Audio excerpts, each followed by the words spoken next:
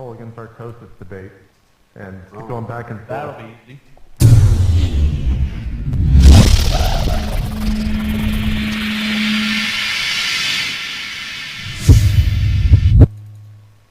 More field stabilized. Wanna turn up the heat? We gotta move.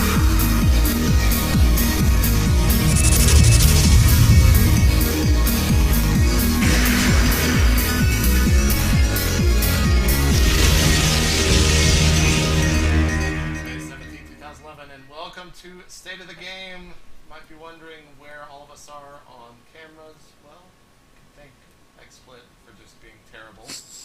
But we do have Mr. eSports himself being the only webcam. He's too good. We could not show him. Hotbit, how's it going, man? Pretty good. Very happy TSL is over. That is, of course, Rich with the wizard hat sitting on behind him. He'll be holding up signs, apparently, throughout the show, so we'll be looking forward to that. We've also got our two usual cats, Jeff and Control Robinson. Jeff, what's going on? Not much, man. Happy to be here. Chilling, just chilling. One person that's always chilling is Tyler, Liquid Tyler, Washaleski. Tyler, how's it going? Yo, man, I just had a snake invade my home and threaten my wife and myself and my pets, and like a good Texan, I wrangled that snake, put it back out in the wilderness, and all is safe. Did you have a cowboy hat on while you did it? Yes, I did. Okay, good. Well, also, you probably just heard Mr. FXOSheth, Simon, the hardest name to say. What's that? In eSports, what's going on, Chef? Not much. Really thrilled to be here. It's midnight, brand new day, brand new state of the game. At least for me. Well, we'll be talking about a myriad of stuff tonight. We've got the MLG groups that were just announced. We've got Kelly Milky's and FHM, which is, of course, going to be Hotbit's favorite topic, and a hot topic nonetheless over on the Team Liquid forums. The GSL Final, the GSL Team League, TSL 3 Finals, the CSN Clash of the Houses, shoutouts, and then possibly an extended user question. I'm also being told that apparently my mic is really low. Don't really know how to fix that because I'm already maxed out on everything. But let's go ahead and just start off talking about the MLG groups. They were just announced about an hour and a half ago. I would assume everyone here has seen them. And Tyler, I got to start off with you simply because that's how it goes around here. You're in Group C. A lot of people are saying that is the hardest group. What are your thoughts about your group, man? Yeah, I gotta say, I guess it is the hardest group, but, you know, I have to immediately start scheming and planning how am I gonna convince myself that I'm gonna go undefeated in this group. So I look at a competitor right away, and I'm thinking, I still love PvT, and I'm not afraid of either of those Terrans, which are Select and Bomber for our listeners who aren't familiar with the groups yet. So, not afraid of that. The other two guys are Idra and Rhett, and definitely some formidable Zergs, but, you know, that just means I focus on PvZ from here on out till MLG, and I think PvZ is a good matchup for best of threes. You can definitely put together a winning PvZ plan for a best of three, and that's what I'll plan to do. Get something special for these two ultra talented Zergs. So I'm not too afraid of it, but yeah, I gotta say it's probably the hardest group. Hoppit, what are your thoughts for your player in that group in Pool C? I think he's confident in PvT, so I think he can come up with some cool builds for Bomber. It's been 2 weeks, got 2 weeks to do it, so I think he can do it. Jeff, what do you think about Group C? I mean, you've got Idra in there, a teammate of Evil Geniuses. How do you think he's going to do?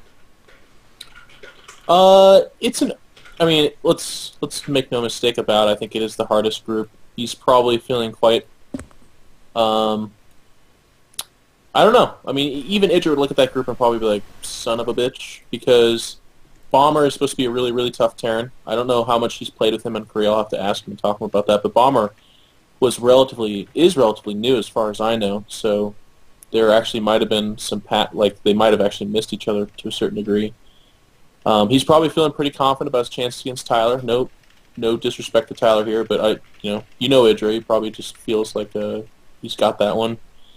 Rhett, he has tremendous respect for, and in ZVZ, Idra often complains about it being a little bit more of a coin toss, like just very build order dependent. So he probably feels comfortable against Rhett because Rhett is more of a macro Zerg, and I think Idra even says greedier Zerg than he. And then Select, kind of a classic matchup. Idra hit him in the IPL, and he did beat him 3-2.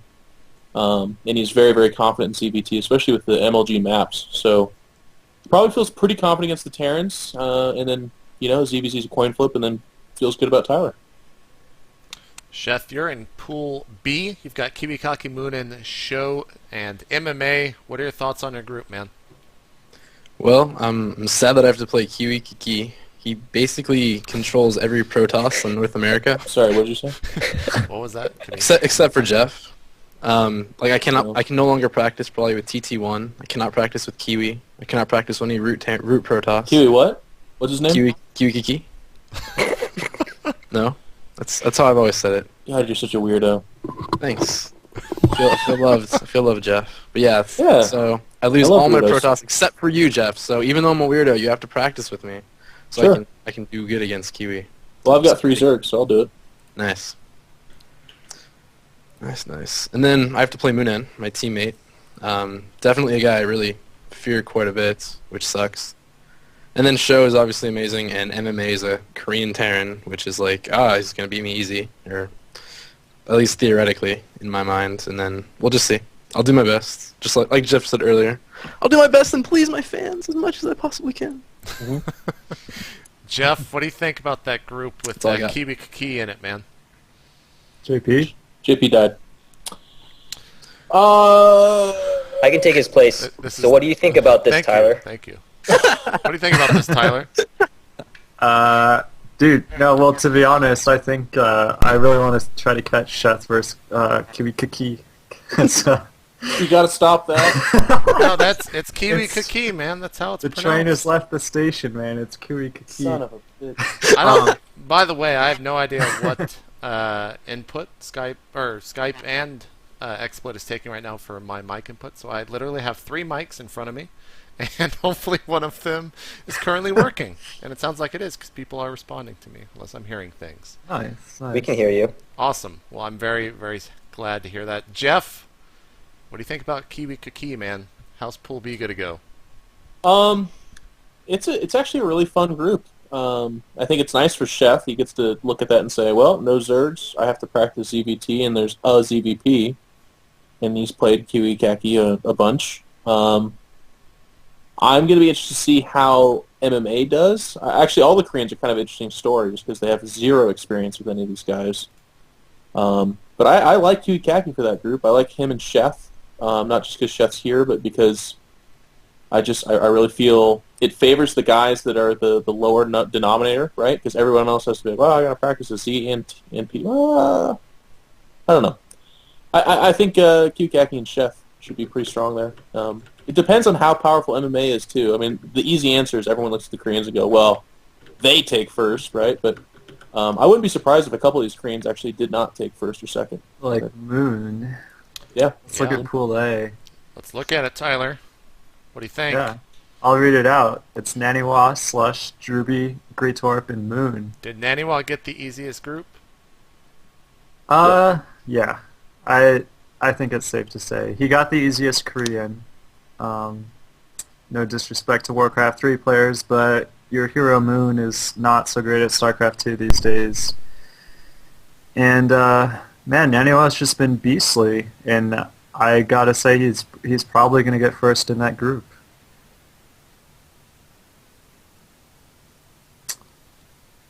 I don't know. I think it's close. I think everyone, underestimates Druby a lot, and I think Druby has a chance, but I think it is pretty close between the other 4. And then who knows who's going to come from the open bracket. Slush played Naniwa in NASL, interestingly enough. How'd that go? He 7-pooled him one game, and Naniwa did the most like perfect 7-pull defense I think I've ever seen. And then on Shattered Temple, he did a weird Immortal Templar timing. It was actually kind of an exciting game. I think Slush had his opportunity to win, but basically my biggest thing about this group is I would say, like, watch out for Slush, man. I don't necessarily think he has the ability to win that group. Like, Naniwa was obviously the clear favorite, but he plays so unorthodox, especially ZVT. He could bust up Druby and Greetorp, and then he's good ZVZ as well. So we'll have to see. Now, Jeff, what do you think about your group? It's yourself, TLO, HeyPro, Machine, and Losira. It's a troll group, man. It's a troll group. How so? Well, there's the Liquid TLO rematch with myself, and I'm really excited about that. He's an excellent player. The mere fact that we have this like ongoing series now is just like, I'm honored to be, listed with him up there. Do you wish extended series continued to Pool D? As long as I win, it's a fantastic rule. I think it's one of the best features of a tournament I've ever seen. Me against Machine's going to be hilarious. We've now, this will be the 17th time. Well, we've only not hit each other in one MLG. That was the last one. So we're kind of continuing that tradition. That's kind of funny. But I do look forward to it. I've got respect for Machine. He's a fantastic Zerg. It does mean that I have to not practice with him at all, or probably Idra. Idra's a little spy for his Zerg brethren. Well, so I'll make sure that that match, God, why is it so hard for me to say words tonight, is broadcasted no matter what. So people will see that Machine versus iNcotroL no matter what. And then I always want to beat the best, and Losira is supposed to be one of the best CVPs. So I'm really excited to see how many roaches and lings he makes in the first 10 minutes. And, just sitting across from a top-notch Korean at a LAN and then playing against him on a big stage is a huge honor. And then HeyPro. I'm actually kind of worried about HeyPro looking at him because a lot of people are easy to write him off and be like, oh, he's been doing terrible lately, but he's actually really, really good, ZVP in particular. And he's recently moved back to Europe where I think he'll be just happier with his schedule and practice and stuff. So I think we're going to see a new HeyPro coming to MLG Columbus. That said, I should win the group no problem. Easy peasy. Just destroy everyone there. 2-0. Like, not even close. And I think Machine takes second, only losing to me. No, seriously, though. Anyone could make it out of there. Like, if I make top 2 of that group, I'll be extremely happy with those results. I could very easily not make top 2 and still have a good showing in this group. I think it's quite difficult, actually. Sheth, what do you think about Pool D? I'm kind of surprised that there's going to be 2 team kills. You got TLO versus HeyPro, and then you got Jeff versus Machine, and then you got the random Korean. And by now, laughing in the corner. Yeah, by now I'm really happy that you guys at MLG have decided that it's good fanfare to have Jeff play Bryce. So that's good. I like that as now a regular addition to the series. And then TLO versus HeyPro. Multiple Zs are over there, like 3 of the best CVZs all in that group. Glad they're not with me. He's like Greg says, it's kind of a coin flip right now with DBZ. So I like to remove that sort of thing. And I think actually Jeff can do very well. His PVZ, I think will surprise the Zergs. I'm sure Bryce has played with it now quite a bit, but we'll see. And then we'll have to see you versus TLO again. Now, hardest group, definitely Pool C. Is that everyone's answer? Yeah. Mm-hmm. Tyler? Yep. Hotbed, do you agree? Yeah. So we'll have a lot of eyes on that, and we'll have to see who the other players, the 4 players that will be joining these 4 pools when Columbus goes down in about 2 weeks. One more thing real quick on MLG, and this is primarily going to be directed at Jeff. Jeff, you have a tendency to comment on leagues and kind of how things are going. Everyone knows how Dallas went for MLG with all the recent announcements out there for MLG. We've got Tastosis coming with the new pools, all the other crazy stuff that's been announced. Is this enough to possibly make up for what happened in Dallas?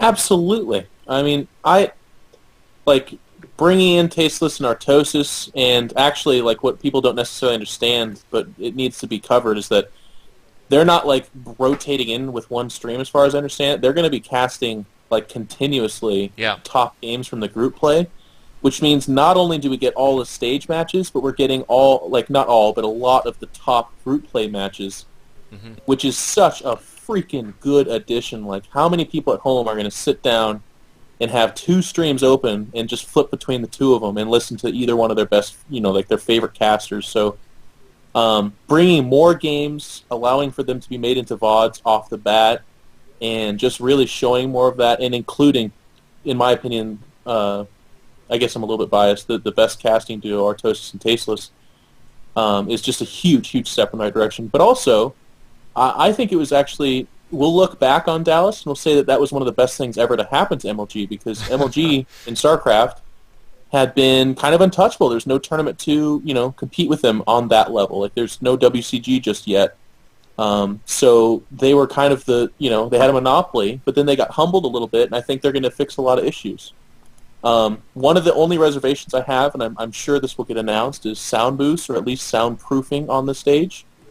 I think that makes the experience for both the observer, but certainly the competitors, it's necessary, but also through the roof, right? Yeah, I'm pretty sure that some pictures were actually posted by a couple of MLG employees of the actual boost that we will be using in Columbus on the forums. Maybe I can dig that up and show you guys that, but it might blow up XSplit, so I'm kind of hesitant to. But the venue, I haven't seen the venue, obviously, but the seating of MLG, all this stuff, the improvements they're making, having Koreans there, I was one of the vocal people to say that I thought it was problematic, but at the end of the day, as a competitor, I'm still really excited that I get to sit down with international players, specifically from Korea, and compete alongside them. I think that's a huge honor and a tremendous opportunity. You can lose every game you play, but if you're that guy that beat Lucira, you instantly have a good tournament, and that's just a great opportunity to have. Hotbit, what are your thoughts? Is this going to be enough to make people not forget, but I guess move on from Dallas? MLG is like the girlfriend that cheated on the community, and now they have to make up for it. So they're throwing out all the stops for Columbus. And I think it's going to be awesome. I think you guys are going to set a standard for an event that's going to be very hard to match for every single one coming up. So I hope you're planning on having perfect 2 streams with awesome casters for all the other ones too. I think that's the plan. I would hope that's the plan. Tyler, is it going to be enough, man? What do you think? If it goes without a hitch, it will definitely be enough, but everyone knows that you can't run an event without something going wrong, so It's true. it's just not possible no matter how perfectly prepared you are. So we'll just have to see how well it goes, and of course I'm hoping for the best, but Tyler will also be wearing a shirt. I will be wearing a shirt. Seabus, that's worth mentioning. Excited about that. This is true. How long has it been? Like a year since that actual bet? No, took place? not a year. It seems Many almost- months. It's been a long, time. stupid long time. That reminds me. I forgot to call you by your real name, Chief Moon That Walks. Yeah, thank you. I'm sorry about that, Chief, but you gotta do some impressions for us later, Jeff. When the white man makes a mistake with my name, it's only another disrespect. Sheth, is it gonna be enough, man? What do you think? Well, I think like Tyler said, there's probably going to be some mistakes. There were mistakes made in Dallas, and you guys handled them pretty well. I think as long as you guys continue to keep trying to improve like you did with this time, with bringing in some great casters, some great Koreans, despite that maybe being harder for me to win, obviously, harder for the North American scene. I like that it brings more attention to MLG. I think you'll have good, now you have all the Koreans watching, you have all the Europeans and Americans who are like, no, we want the best, and of course for them the best is the Koreans. So I think that's a good idea, and I think we should just wait and see, and hopefully if you guys keep fixing stuff and doing well, it'd be awesome. I think next day of the game we should get Cats on here and have like an organized debate On why Yeah. it's bad that Koreans shouldn't be there? Well, I just think Cats would be the chosen spokesperson for why it, The it's chosen not cat, a so good to thing. speak. Sheth's chosen. Yeah, that was me. All right, so there is a picture that Well one played, of the, Hobbit. you guys can tune into the stream real quick if you haven't seen this. That is what the booths will apparently look like at MLG Columbus. The big freaking can. Where's the extended series booth? I'm not sure yet. I think they might be yeah. ready to unveil I that. request that, actually. I need a big... a booth like that's like 3/4 of another booth. Well, maybe they're just waiting to announce that down the line. I mean, it is the week of announce-a-thon here, as I proclaimed earlier. Thank you very much, Jeff, for allowing me to do that. Hotbed, you're not the biggest fan, I understand, of announcements. Hotbed's a bitch. Well, you guys ruined it for everyone. Let's talk about Can't this. How make do we ruin it announcements for anymore. everyone, Hotbed? Tell me right You now. can't make announcements anymore. Every time you make an announcement, it's now the best thing ever. It's always the best thing ever. I never said Isn't that it's cool? the best thing I'll ever. always live forever. Like it's gonna transcend this video game. I It guarantee is. It's gonna be like yeah. 3 years down the line, Obama's gonna put out this healthcare plan, and they're gonna hype Make an it. And they're gonna be like, iNcotroL ruined it.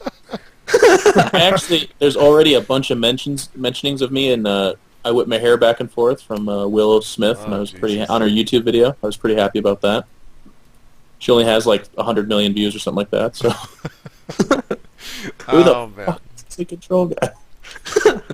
Well, we've got two things to talk about, and I'm not sure which one is actually the worst topic. So, Sheth, you get to choose this. Okay, bring it Should on. we talk about Kelly Milkies in FHM or the GSL Finals? Ooh. We're not going to do both? Can we do both? Well, we'll talk about both, but which We're gonna one do both? first, When we Sheth? start? Which one first? Oh, I want to hear Hotbit's discussion on Kelly Milkies. Let's go Why there. does everyone want to hear my discussion Hotbit, about it? start it off, man. I want to go last. No. Nope, you got to start it off. So let me look at the pictures. Jeez. His webcam goes dark 15 minutes later. He's like, all right. Yeah, hold on. No, but Jeez. there's people like to hate on stuff. Like, Yeah. I don't see why people are hating on it. Well, let's talk about this though, because it's Kelly Milky specifically. Why? What about the internet? Because I pride myself on my like psychological readings of the people. I don't understand the female one. I have a theory that when they're like aggressive and mean to her, it shows their dominance to other males, but also like there's this weird. You know how like the kid picks on the girl in the playground and is really mean to him, but their actual thought is that like the girl will like them in turn. Mm-hmm. I'm wondering if that's how it functions on the internet. Like, almost without a doubt, every girl that posts a picture or does anything bold, they'll say the most heinous things. But I have a feeling that like there's more at play there. You know what I mean? Am I alone on this or? I don't know. I think it's just people on the internet being people on the internet. I don't think there's anything to read into there. I stayed out of that thread because I didn't want to actually lose any more brain cells. But it was, from what everyone told me, it was pretty bad. And from what I read, people pasting me comments in there, it was pretty bad. Tyler, did you happen to jump into that thread where you, with the safety pack on? No, I didn't read through the thread. No. Sheth, did you? I read the interview, actually, like her answers to the questions. Are you that guy that buys a Playboy and actually reads like all the questions and stuff? Well, I was told by multiple people, like, not just that, like, nothing about the pictures, just all the people are like, oh my god, her comments were something, why did she say this?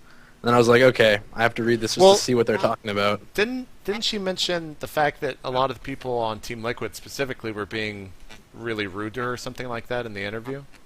I don't know if she says anything about Team Liquid, but she says, like, on the front page, she gets death threats from crazy geeks for commentating a computer game league. We say, guys, get a life. And I was Yeah, like... seriously, get a life, guys. I was like, darn it, man, I need to get a life. I'm kind of commentator, too, sometimes. It's not cool. There's no accent. Like, I can understand her English in the interview perfectly well. Oh. Well played, sir. Well, yeah. Idra and I tried to derail it for a moment because we actually had her on stream. We were watching the GSTL and we're talking with her about it. Oh yeah. And we said that Idra and I would do a photo shoot just like that for $10,000 each of us, and we're still waiting. We're waiting for that donation pool. But we promised to do it, a fireman themed photo shoot. Probably just a hose. Oh god. Jeff, do you have anything else to say on Kelly Milkies and FHM? Yeah, it's actually a little bit sad. Like, it's not even just Team Liquid. It's not fair to say, because again, it's Team Liquid is only like the conglomeration of StarCraft 2 hardcore fans mostly, and then a bunch of newbies that lurk. You know, So it's just kind of sad that something like that comes up and half the comments are variations of like, she's ugly, she's terribly not attractive, like this is so stupid, and like Exactly. weird weird judgmental posts about things that couldn't possibly be relevant at all, you know? And I wish I could say I'm surprised, but I'm not. Like, if you look, it's not even just Kelly Milky's. If you look at any thread about anybody that does something, there's always varying degrees of people that will post things like strangely mean, just like, hey, congrats on your great group play. And then someone will be like, I saw your sister there. She's effing ugly, or like, you were stupid on like on that show you did last night. Like, really weird stuff like that. So this just kind of got supercharged, and the term bandwagon I think is applicable here. There's a lot of people just kind of joining in on a lot of just weird hate, and I guess the biggest shame for me is that it holds back the community on a whole. Like, it's tough to take a community serious that does stuff like that. So not necessarily just corporate sponsorship, but like, let's say some of the other attractive girls in our community that are really serious about StarCraft 2 and really do enjoy it get an opportunity to do something like this, which is both great for them, but also it shows like, hey, we're StarCraft players and we have some sexy, awesome people that are part of our community too. But then they don't do it because they're afraid of like this huge like pitchfork and torch, burning that they'd have.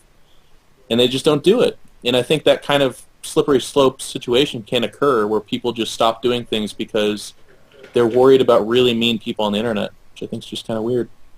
Yeah, you guys should support StarCraft people in FHM.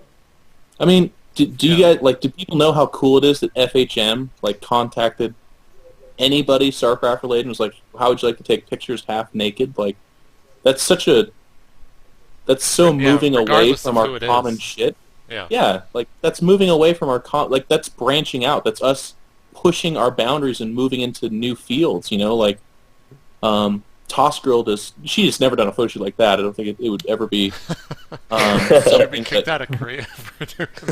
Koreans don't do that. They're very conservative that way, but like, it's cool that we have really attractive people. Like, some of these, even to move away from females, there's really handsome, like, European specifically, StarCraft players. If they were to do like a chic photo shoot advertising some stuff, I would hate it if our community just like lashed out with homophobic like rage, And there's that one guy that made that comment in the thread that said like, there's a Nada's body thread that's like 300 pages, and there's like no negative comments. Yeah, I mean, it definitely is sexist. I guess it's just it is definitely more towards the girls, but I think it's just too bad. Like, I looked at that and I was just like, shoot, we're not there yet. I think it's still a shame. I would love it for a day where something like that happens, and the minority is the people who are like, man, my girlfriend's 100 times hotter than her. She's an ugly POS. And then, like, 5 people post, hey, you're actually kind of a jerk, man. She's just trying to do her thing. And then the guy gets I banned. think there's a lot of positive feedback in it, too. There is. I'm not saying it's all bad, but you know what I mean, right? Like, you can't go through the thread and say it's positive, for God's sakes. Like, it's not. I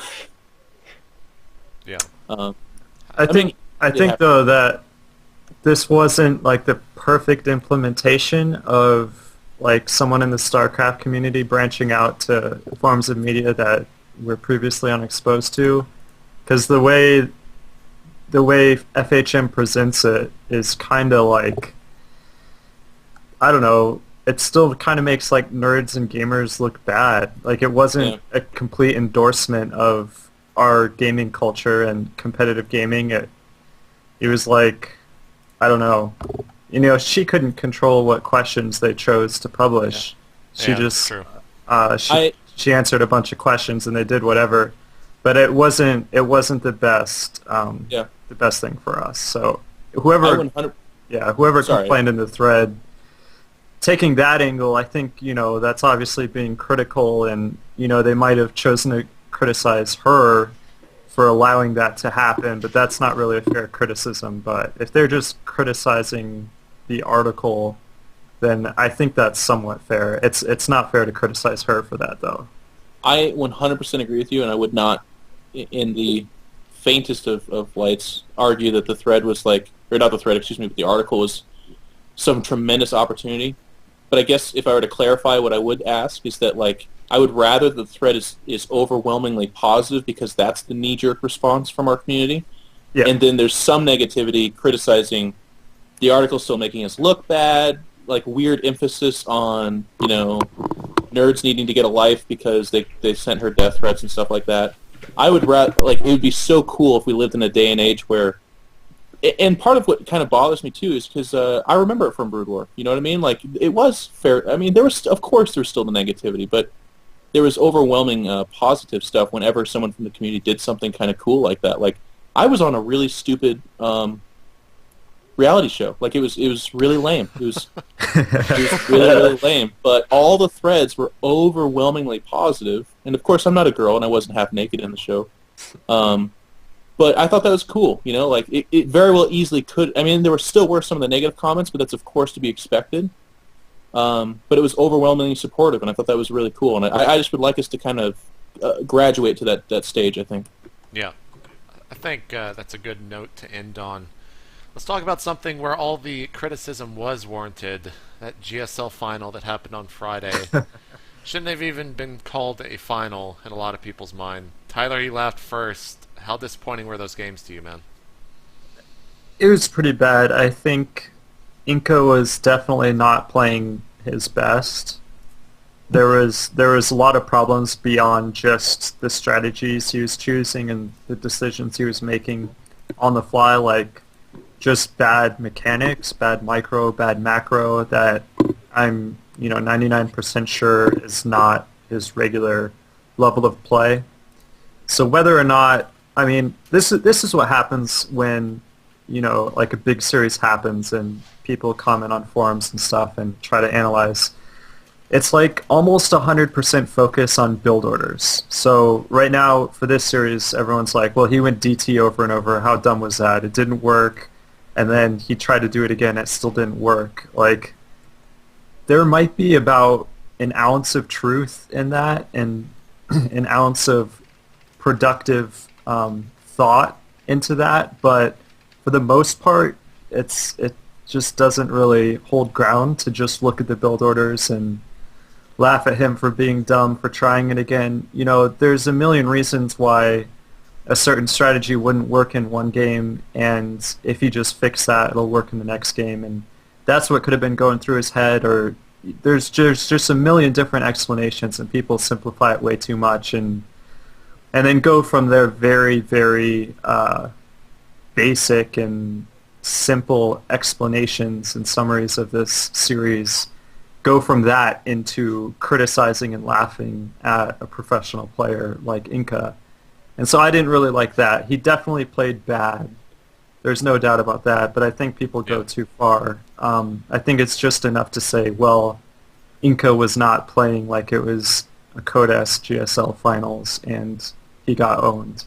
Nesty came, he played solid, and he won. Nesty was overwhelmingly the better player that day, and that's about all there is to it for me. Right. Jeff, we'll get you last, because I know Sure. you're going to have a lot to say about this. Sheth, what'd you think of the finals? Sweet, I'm glad I got to go second. I really agree with what Tyler said a lot. However, like, for me as a Zerg player, it was really disappointing. Just that I wanted to see Nesty's, like, his builds go into late game, and like see him deal with a very, very high level Protoss the whole time, and then Inca just kind of, like Tyler said, he went DTs. He did kind of silly choices with his unit compositions. I mean, I still enjoyed watching it. Like, I'm not going to watch it because someone played bad, and it's the finals. People are going to choke. But, I mean, I liked Nesty's previous games more as, like, just a total comparison. I don't like the trend that all of our GSL finals are kind of almost a letdown. Yeah. As much as that is, like, I'd rather have the finals be something amazing. Like, other huge tournament finals are always, like, the greatest thing. It's back and forth. It's always, like, 3-4 ending or something, and then this happens in every GSL, and I'm like, why do I even watch the finals? Sheth, do you think there's anything to credit that to, why the finals have always been lackluster? I really can't say on that. I don't know. Maybe someone else knows. I have no idea. Do you any of you other guys have any thoughts on why it's just always been bad for the most part? Or is Koreans it just... kind of play that way when it gets down to the crunch. I mean, I hate to generalize so severely, but so far I've pooled every single finals, and they come. I don't know. They do timings. They do build order games. Tyler, you got any thoughts as to why? No, I want to hear Jeff's Well, we analysis. still got Mr. Esports real quick. Okay. Mr. Sorry. Esports, what'd you think of the final? Did it live up to your esportsness? No, the final sucked, but it's not their fault. I mean, like, they can only rely so much on the players, and Well, luckily, they have to 100% rely on the players. So I don't think anyone's blaming GSL. yeah. I mean, what the fuck, I always think GSL? the funniest moment is after Game 3, where all the probably GSL people are freaking out trying to play all the commercials and stuff before he gets 4-0'd. Yeah, that Commercial break was like 15 minutes. Yep. They showed some like, like mini documentary shit. because they knew it was going to be a 4-0. So Yeah, we gotta get all our content out like right now. He's Yeah. about to get 4-0'd. Yeah, that But, always sucks. You know, they just have to hope the players deliver one time, and it just sucks that they didn't. I mean, we'll get to this later, but TSL Finals was very close to being 4-1. It was like a very, very close fifth game. So, I mean, like, stuff happens. Like, one thing goes a little way, and maybe it is a 7-game series, so it's just unlucky for them, I guess. Yeah. All right, Jeff. Here you go. I know you're excited. Everyone else is too. I mean, we all agree it was absolutely atrocious yeah. games. It was terrible. Yep. I agree to a certain extent with what Tyler said, that it's kind of one of those any given Sunday moments where, of course, Inca is a fantastic player. This is not the gameplay that brought him to the finals. So it would be ignorant to look at that and just like be like, well, Inca's a terrible player. LOL, you mad. You know, like, it wouldn't make sense to do that at all. Certainly other things are at play there. But in terms of the actual series, I would have to be severely critical of two players sitting down and preparing for a championship of this caliber. You know, GSL Star League Finals. It's the big shebang. Okay, Idra just messaged me that no, Inca is fucking awful. So I take that all back. He said that the other day too on our viewing party. I mean, he said the same exact thing. So I'm Idra's white angel. I'm the guy that says what he's thinking only nicely. Anyways, and for Inca to say, okay, well, I've got this like strategy that MC did that absolutely did not work when he tried it. I'm going to do the exact same thing. And for him to repeat it a few times on maps that weren't sensical, like he didn't have a proxy pylon, the DT had to walk across the entire map, and it was spotted each time by the Zergling sitting outside his base. Like, it was not a thought-out strategy at all. yeah. There was no development to it whatsoever. Like, I'm literally being serious when I say it's like, this would be the interpretation from a Diamond North American player that would say, well, I just make the fastest DTs and I walk them across the map and hopefully it dies. And, like, that's it. There was no clever warp prism. There was no super secret pylon. There was no, like, fake at all hallucination. Nothing. Do something, right? No, just thinking, like, maybe this time he won't expect it. He just built DTs and walked them across the map. Yeah. That's it. And it didn't work. I feel like And then I'm he at that tried viewing it party again. again. It's straight up flashback. Dude, he tried it again, and I was sitting there, and I'm just like, you know, it's really unfortunate. And you can't say anything about Nesty, because what Nesty did, and I said this during the viewing party, was, like, everyone's like, well, Roach Lang is really strong. I mean, look at Nesty. It just did timings after it. No, he was just like, oh, okay, you did that thing, and it didn't work, so I guess I'll just go kill you now. Yeah. And that was 2 of the 4 games. And then the other games were him settling back on really weird decisions again. Wasn't one just like a Blink Stalker, like half-ass thing? Am I remember that correctly? Yeah, I think so.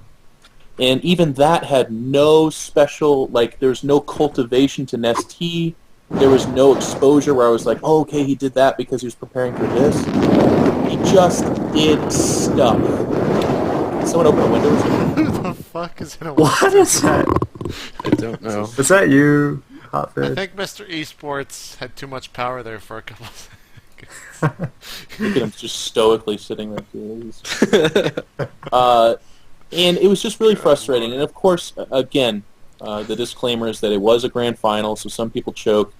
Inca is a PvP specialist, and I think he's like least known for his PvZ. I would say it's definitely his weakest matchup. Yeah. But as a fan, as a spectator, I feel upset because I'm robbed of a potential fantastic final. As a Protoss player, I really wanted to see what cutting-edge Protoss players in Korea are developing and how they approach the PvZ matchup. I myself am having some troubles with the new styles that are coming out, and I was left completely, wanting. There was nothing there.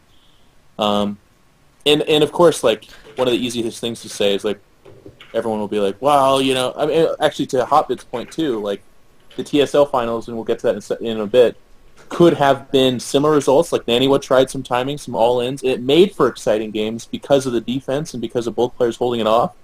But I would also make the argument that both those players were playing at a higher level than Inca was, so it made for more exciting games. The defense, the exchange, the mental, the cultivation of the builds towards their opponent, that made for an exciting series, whether it worked or not. Inca flat out did things regardless of his environment, and they didn't work, and he knew that. I mean, like, it was like watching a computer. Like, just, I don't know. I've said it already. It was just really disappointing. Yeah. So this is the read that maybe I'm being way too generous to Inca, but I feel like the way he was going DT, I feel like it was actually some kind of standard build for him, and that because this sometimes happens is there's a build out there and you think it's kind of risky or kind of gimmicky, but then someone finds a way to make it a standard build, and it used to be a weird build, and now you can actually just do it every single game, and there's no way for your opponent to like hard counter it. And I felt like maybe that Inca had something like that in mind with his DT build, and no matter how good of a build you have prepared coming in, if you're playing like shit, every single build is gonna just look horrible. At this level of play, you can't make any, newbie mistakes. Your macro has to be perfect, your build order has to be perfect. Any micro mistakes, that's just gonna lose you the game against a guy like Nesty.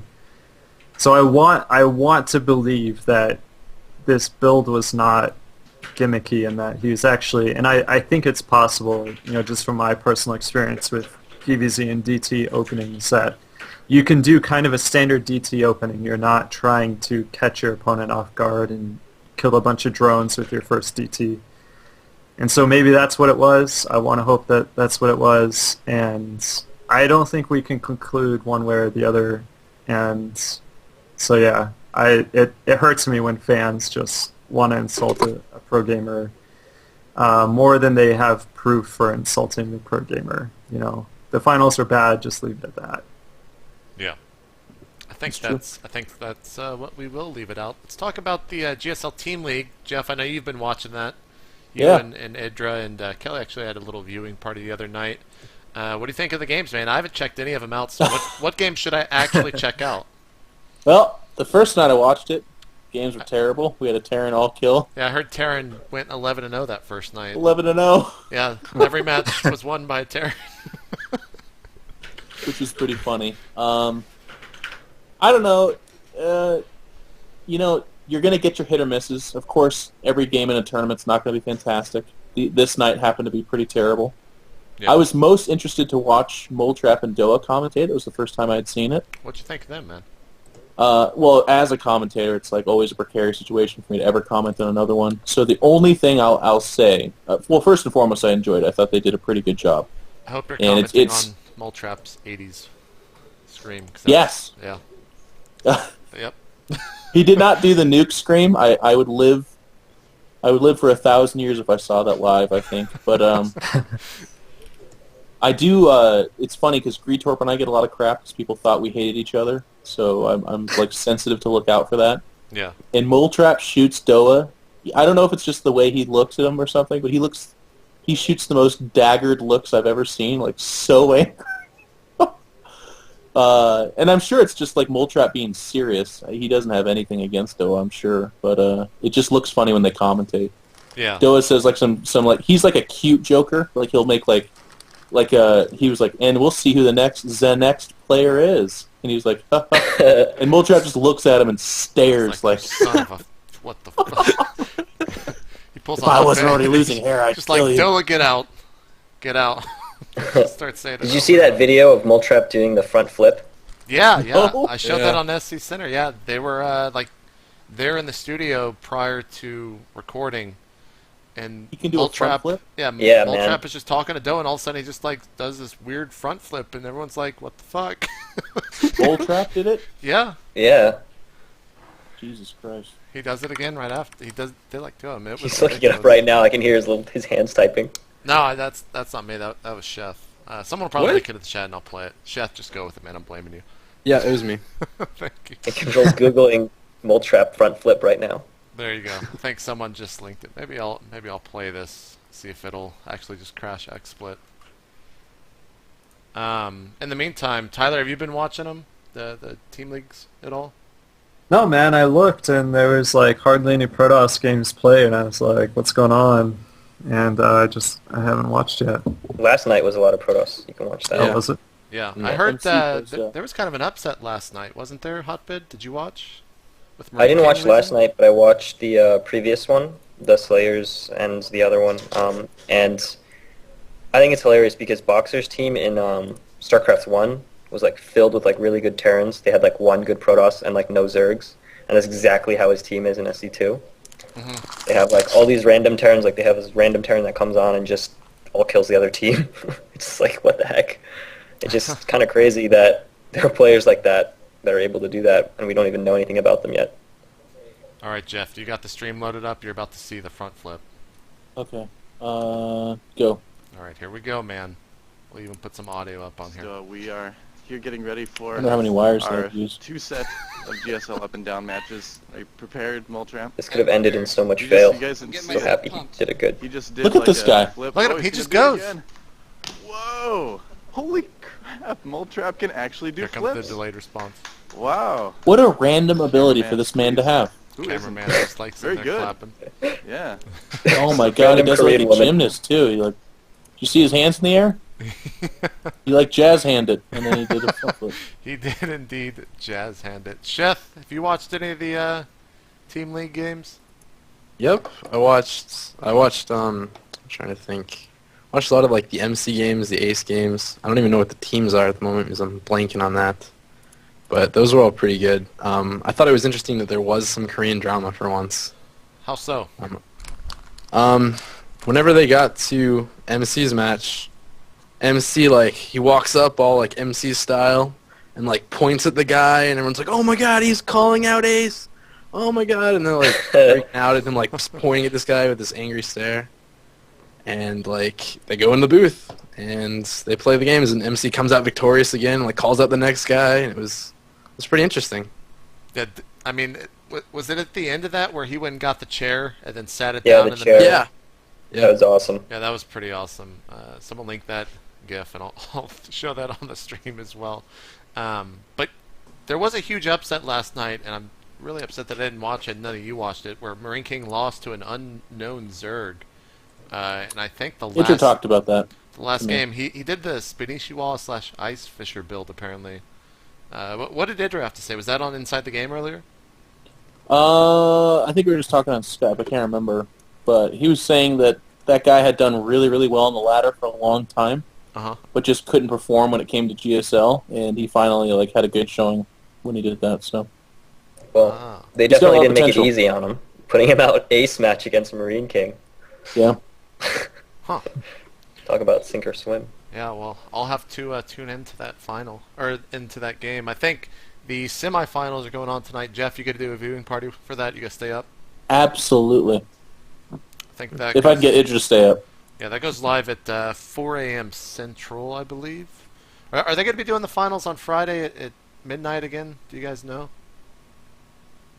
I don't know. But Yeah. everyone turn into Idra and I's stream. We're gonna whoever's staying up is welcome to join us. Hotbid or any of you guys. I know the old men go to sleep. Tyler and JP. I might watch. I'm on like such a high right now. I don't have to do any work for a while. Nice. Let's talk about why. Let's talk about those TSL3 finals, Hotbid. How'd it go on your end? We were just just kind of scared shitless the whole time, praying that our internet wouldn't go out. Get out, Jill. Because we had no, like, if our internet went down and we weren't able to play, they're flying back the next day. Like, we had no backup plan for that, you know, so Yeah. we're just happy it went fine, and after it was over, I, like, screamed and, like, high-fived Rich, and we're just like, thank God. Yeah. And, of course, the players did a really good job of, you know, playing really good games and delivering, so we were just very happy overall with everything. I mean, a little stuff could have been better, but overall, just very happy. Now, Jeff, what do you think of the actual games themselves? I thought it was definitely living up to the hype of TSL. Oh, yeah. And definitely, I would think, one of the best finals so far of any competition. Excellent games. Both those players play. Like, the general consensus is when people, the top pros consider Naniwa, no one says Naniwa is the super flashy, fantastic, like, X aspect of his play. Everyone just says he wins and he plays really solid. Like, that's what he does. He just plays frickin' solid. But he went into this match, and you could tell he prepared. He had specific builds executed very, very well. Really cool ideas. And it was a fantastic series to watch. And of course, I'm not speaking yet to Thorzane, who I'm a huge fanboy of, man. Thorzane, he's humble. He prepares for matches like a frickin' pro, like a superstar pro. And he just plays a really fun brand of Terran. Like, some games, there's those Thor mixes in there. We didn't see that this time, actually. It'd be kind of interesting to ask him why. But his ghost play, his bio, he's a really fun, exciting, fantastic player, and the games, they lived up to it. I'm happy there was some cheese mixed in. I know that, you know, sometimes cheese makes for terrible games, so, you know, as a competitor or a spectator, we're always like, he cheesed, that's really stupid. But when it pans out this way and makes for really fun games, I think it has potential to even make for a better series. So I was really happy. What was your favorite kind of moment in any of those games, if you can pinpoint it? Chill out. No. Besides the silly chat. I think that's the go-to. I can't remember what game it was or what battle, but it was like, it just looked like Thorzane didn't stand a chance. Is that the 6-gate one on Crossfire? Game 5, yeah. And he EMP'd the whole army of Naniwa. And then he spread out his shit and like somehow survived. I know I'm being really ambiguous, but it was really cool. I mean, there was a lot of awesome moments. The 6-gate, game 5 or whatever it was. That defense was like ridiculous. Watching that, there's cool moments too, like when when Naniwa did the 1 base. I think it was 4 or 5 gate versus the expansion with tanks that Thorzane had. And like, had he gone siege mode, he probably would have held it, but because he didn't, he lost in the micro war. Like, just cool stuff like that. It was an excellent series. Tyler, what'd you think of the series? I really enjoyed it. I don't know if there was anyone that didn't enjoy it, so that's not really saying much, but I really liked the way Thorzane would go really offensive and do this kind of tank bunker, bunch of Marines, like, contain. It seemed to be, in these games, the goal was either to kill the Nexus or, well, I guess killing the expansion Nexus was kind of required, but then that doesn't necessarily mean you win the game, and you have to play these games out really intelligently, and I thought the way Thorzane played was really intelligent. Like, you have to be very careful how much defense you leave at home, if any. You have to be careful when do you transition into your own expansion, when do you fall back from the contain, all that kind of stuff. Because Thorzane was never playing all-in. It looked what could be an all-in-ish build, but he would always build an expansion and kind of be looking to play the game out. And so it was really a lot of depth to the build, and Thorzane just really smart player, I would say. And so that was fun to watch, to see him like not mess it up. But the way Game 7 went was kind of disappointing because, well, Naniwa completely blew it. I mean, Jeff was spot on saying, like, he's a very solid player, but then if he was a solid player in Game 7, he would have won it. And Yeah. I mean, he totally blew it, but I feel like Tal'Darim Altar has a problem positionally. Like, it's a great map cross positions, but I think in these positions where you can just walk a couple of feet and your Colossus are attacking the SCVs, it's kind of annoying, and it's going to break my heart if Thorazane lost with those kind of disadvantageous positions. But at the same time, I don't think Thorazane did the best build against it. He was going like Ghost, and he had made Medivacs before Vikings with his Starport, where I think normally you just want to get a couple of Vikings out ASAP. So he kind of mishandled it, and he could have done it better, but ultimately that was Naniwa's game to lose, and he lost it. So it was definitely an exciting Game 7. But Thorazane and Naniwa both played really, really well, and I'm glad it ended 4-3. If Naniwa had won 4-1 or something, it would have been a shame because Thorazane couldn't have shown how good he is, and the community gets so polarized on scores like that when they don't realize, that you can't judge so much off of just a handful of games. So I'm glad that the series was displayed in a way that the community could respect both players. Because they should always respect both players, but sometimes one player just kind of gets unlucky on the games that get shown on the big stage, and then a bunch of people think that he's bad.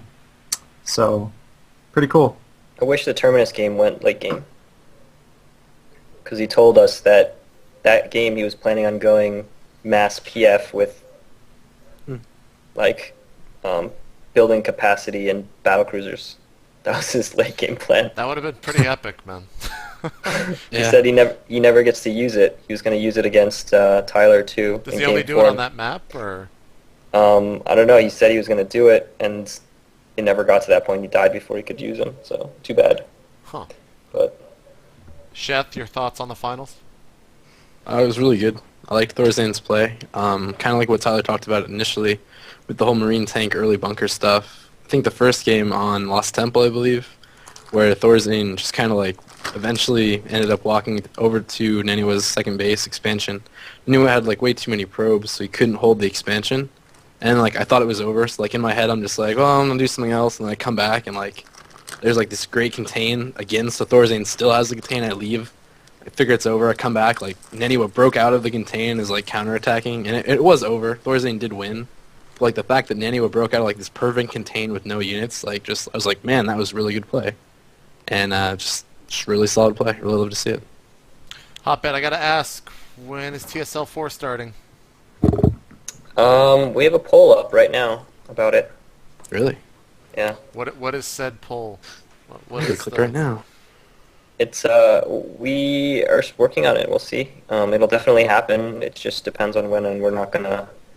I mean, I don't want to tease an announcement or anything, so we have no idea. So. Do you guys have any We'll announce ideas it, right. on if you're gonna where you can improve or what you plan on improving? We're gonna change the format a little bit. I think that even though there's the complaints were a little overplayed about the lag, we're going to try and do something about that. And, just overall try and make it go a little smoother. And this final is flying out the two players, that kind of stuff is the first time we've ever done anything like that, so we just wanted to kind of test it out, see how it goes, and it went really well, so we'll probably at least do that again. Sounds good, Mr. Roboto. Well, we've got a short show, and that's because we did one on Friday.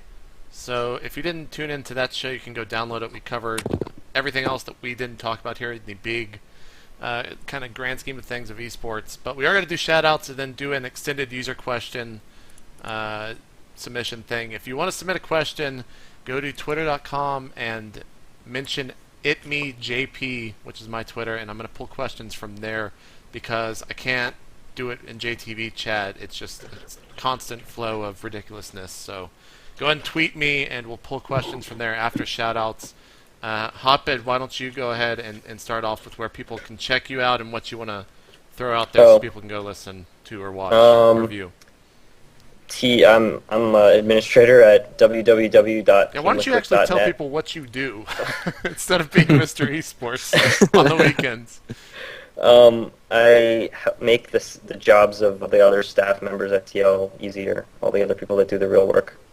And I helped run TSL with Rich, and we're doing another event this weekend. It's going to be TL Attack with TLO. He's going to be the guest, and the guys that are going to be, having fun with him are in this call right now, iNcotroL and Tyler.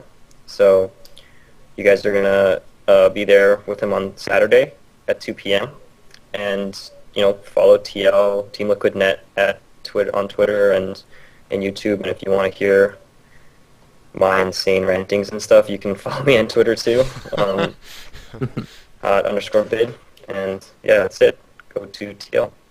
Wait, what is Rich holding up in Rich TL _TL? Oh, he's trying to get people to follow him on Twitter too. He has a Twitter. What's your Twitter? Okay, yeah. There we go, guys.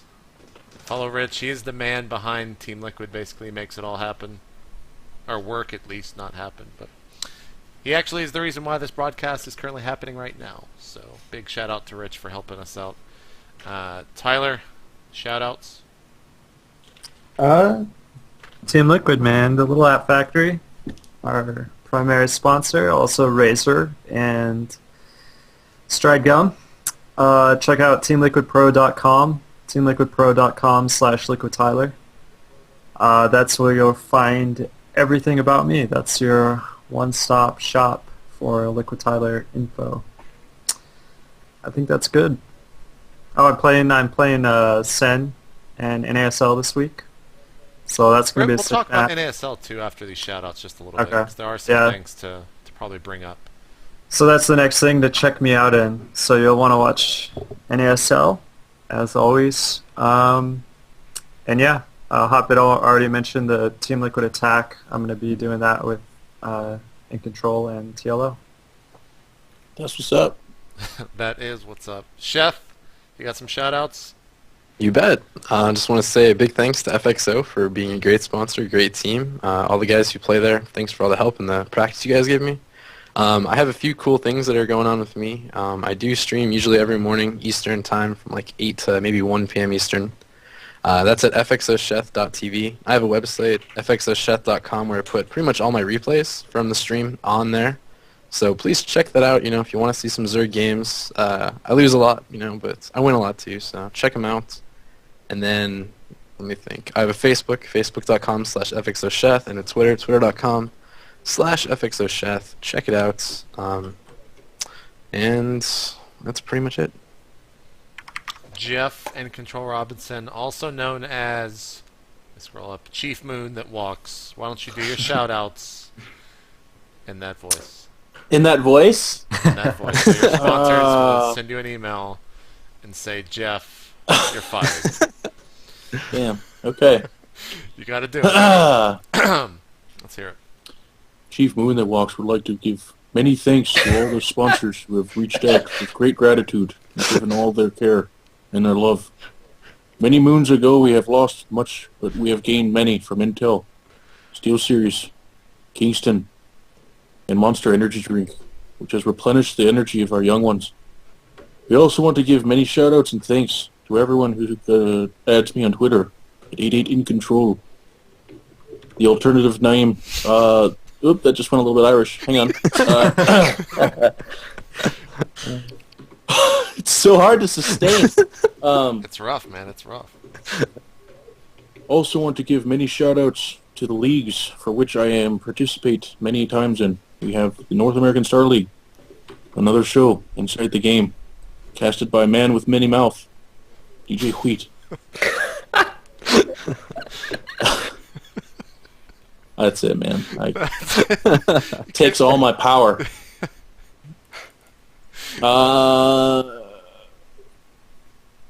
Don't forget my squaw. Oh, want to give a big shout out to Anna as well. Oh. ACP, Please do continue to vote. Speaking of hilarious women in esports, if she is When to is she going to be fall an over, FHM? well, that's a dangerous thought. Jeez. There's going to be a lot of that kind of stuff. Like there's two organizations, people don't know this. There's the Miss America organization where they talk about their education and what they want to do for the world. And then there's Miss USA, which is a pretty big, like, just supermodel photo shoot in Vegas the whole time. So there could be some pretty awesome pictures of Anna coming out. But we definitely need help. Head over to the Miss USA website and vote for Anna Prosser, Miss Oregon. And she would be very appreciative of that. That would do quite well.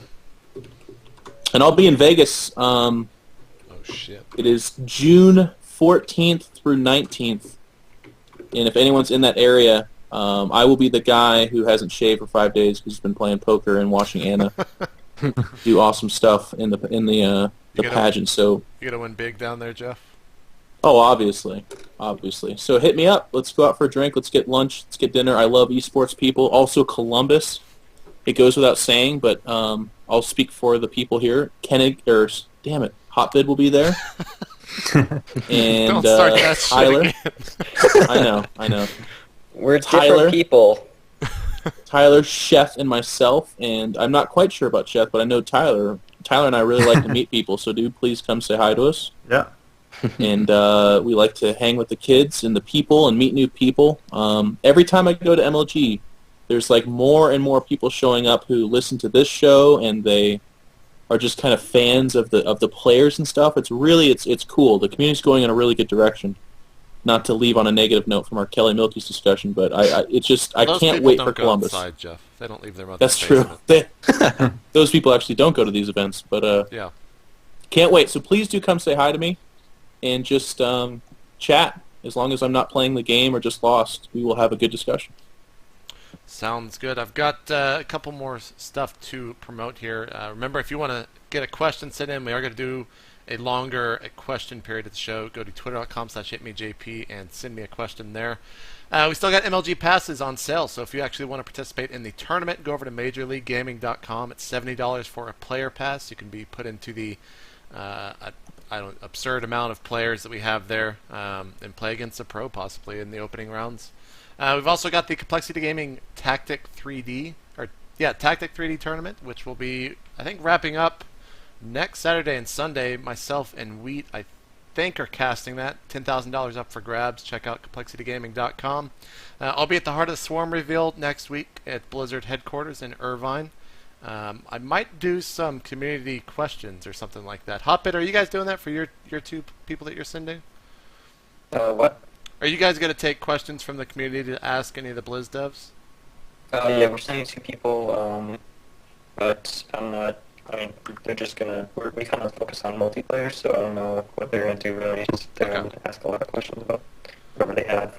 Well, maybe I'll make a thread or something on Team Liquid and see if anyone has any questions they want me to ask Browder and all the Blizzard guys. That would be kind of cool to do. Maybe look for that in the future. Follow me on Justin TV right where you're watching this. Also, Twitter.com/hitmejp, YouTube.com/hitmejp, Facebook.com/hitmejp, and also check out SC Center. It's a daily news show I do with Chobo Peon. You can find it on YouTube, as well as right here at hitmejp.com. Let's do some questions. We've got 68 questions, one short of my favorite number. Where does this actually begin? JP. Jesus Christ, what are you, in middle school? Yeah, that's the funniest joke I've got, man. It's good. Do you not know who I am? I'm the guy who laughs at 69 on stream. What match, which 2 players would each of the hosts like to see most? Ooh, from MLG? I think just general. From MAHESC on Twitter. Jeff, who do you got? Gosh, that's actually a really good question. I wish I wasn't going first necessarily. Let me think. I got it. You know, I actually really like... Okay, this is going to be kind of a weird answer. I like Hasuob's play a lot, but I find him to be sometimes inconsistent. Like, he plays some series below his station. So I guess my safest bet would be Naniwa. and I'd love it if he would go up against Idra. Ooh, that would be good. I think that's a pretty cool match. That might happen at MLG, man. Maybe. Very well could happen, yes. But then there's also other fun series where like two players hate each other. I always enjoy that as well. So like Idra TT1 or actually pretty much Idra versus a whole bunch of people. Yeah, Idra's actually. got a lot of people out there that... I mean, Idra Huck, it doesn't get much better than that. Idra Huck, actually. That's Idra Huck is good. Anytime Idra plays Cruncher on his stream, that's actually hilarious. Cruncher, yeah. Idra in a bunch of Protoss, actually, now that I think about it. Yeah.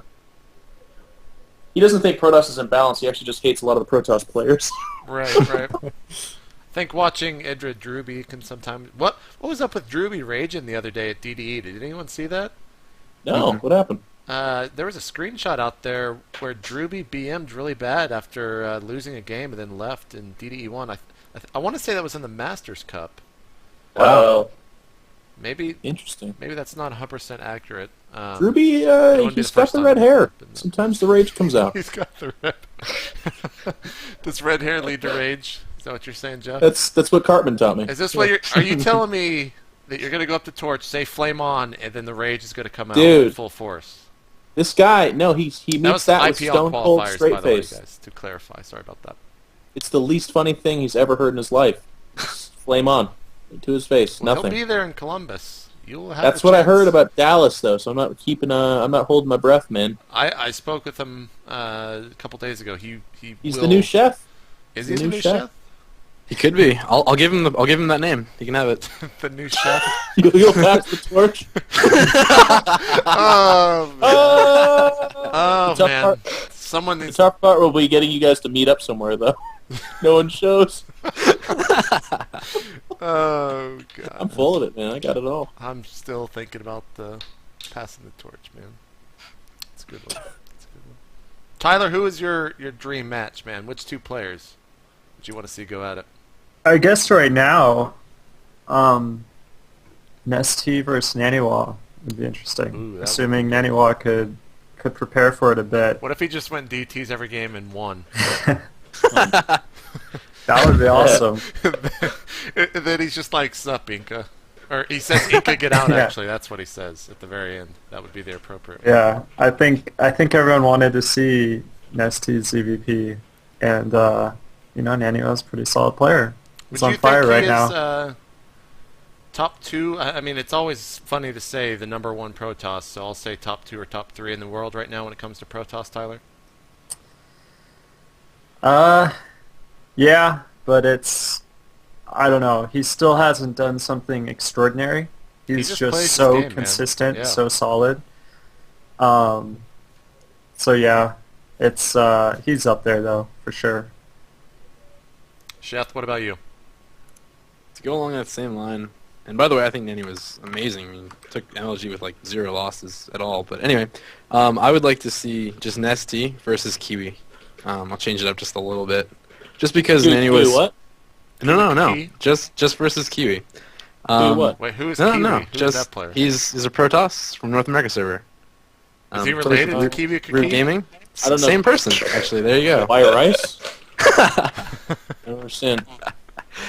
Yeah. Kiwi Kiki. Kiwi khaki. I'm gonna say that in a Kiwi cast, Kiki. and Dan's just gonna look at me and be like, It's an A. Did you know that it was an A? He couldn't see past the alternating caps. "It's confusing, man. Sometimes that smaller letter stays hidden." I got nothing. My English ain't no good. Mr. Yeah. Esports. I don't know. I think all the matches you guys picked are a farce. I want to see Flash versus Nesty. No, but I want to see Thorzane versus one of the GSL champions. That'd be nice. Which other GSL champion would you? Well, he's beaten 2 of them, so MVP and Nesty, I guess. So that'd be cool. I think everyone would be happy just watching Day 9 go against Artosis. I think No. that's going to be mine. No. I think that would just be mine, so everyone would Wait, shut wait, up wait. and stop saying that. Grubby versus Artosis Yeah. is coming up. It's coming up, the battle of the bad, so to speak. Who's going to? I'm going to give you guys some background. Here's some inside NASL info on that. I've We actually got cast inside that- info too, Jeff. So let's see what yours is. Well, we cast that the first time, and Greetorp and I were screaming and hollering. And it was like the most exciting match. Yep. Like we just made it sound like it was the Super Bowl, and it like the recording broke. So the guy, like one of our producers, comes back and was like, "Hey, you guys got to do that over again." And I was like, "You son of a that's bitch." the worst, man. Did you just kill him on spot? Some of the wolves. Well, it's not his fault. It was just some kind of technical thing that I don't understand. So, the world will never see the true original cast, but the original is one too was, bad. in my opinion, the funniest cast I've ever done in my life. Well, I mean, how can it not be funny? It's Grubby versus Artosis in the NASL. Like, Yeah, doesn't get much better than that. Is that tomorrow it's night? a good match. Yep. Yes. Cool. Check that out. NASL goes live 8 Central, I think, 6 Pacific, 9 Eastern. For you Europeans, I don't know. I can't even say it right. So Hey, you guys need to 18 add CET the next day. what, you guys Mr. need to Roboto? add the event. What? What's wrong? Is my mic screwing up? Are you auto-tuning? Are you trolling us right now, Hotbed? I'm not. Hop it. Say, I'm on a boat. I'm Take on a good hard boat. look. I'm on a boat. See that? That's what's up. You guys need to add the European event to our calendar. Okay, I'll tell them to message you. Add the event to the calendar. They could just submit it themselves. That's the response I get. Right, Hotbed? Mr. eSport? Yes. Let's pull some more questions here. Twitter.com/HitMeJP. We've got about 40. We'll probably do this. Anna's ready for a question too if you want. Tell her to tweet it, man. Tweet it. She's hearing. She's listening. You just told her You've yourself. demoted her to tweets? No, I just said And she's gonna be at Columbus, man. You don't want to start any drama. She'll Oh, be shit. her and Huck. Yeah. Oh, shit. Huck's going to get on her shoulders and finally be taller. Anyways. Whoa. I I just sneaked that one in there. JP. did. That was well done. Well played, one might say. .org. I set him up and you crush him down, Jeff, or however that fucking saying goes. From GZOSC2, also known as Austin. How much longer do you think Brood War competitive scene will last for? 682 days. Does anyone even know? Like, come on. Like, August. Is that when all their contracts are up? Yep. You think it's going to go crumbling down? Well, it's not like it's going to end. It won't. It's going to be like a... You ever hit a deer and then it walks off into the forest, but you know it's just doing that to die? Yeah.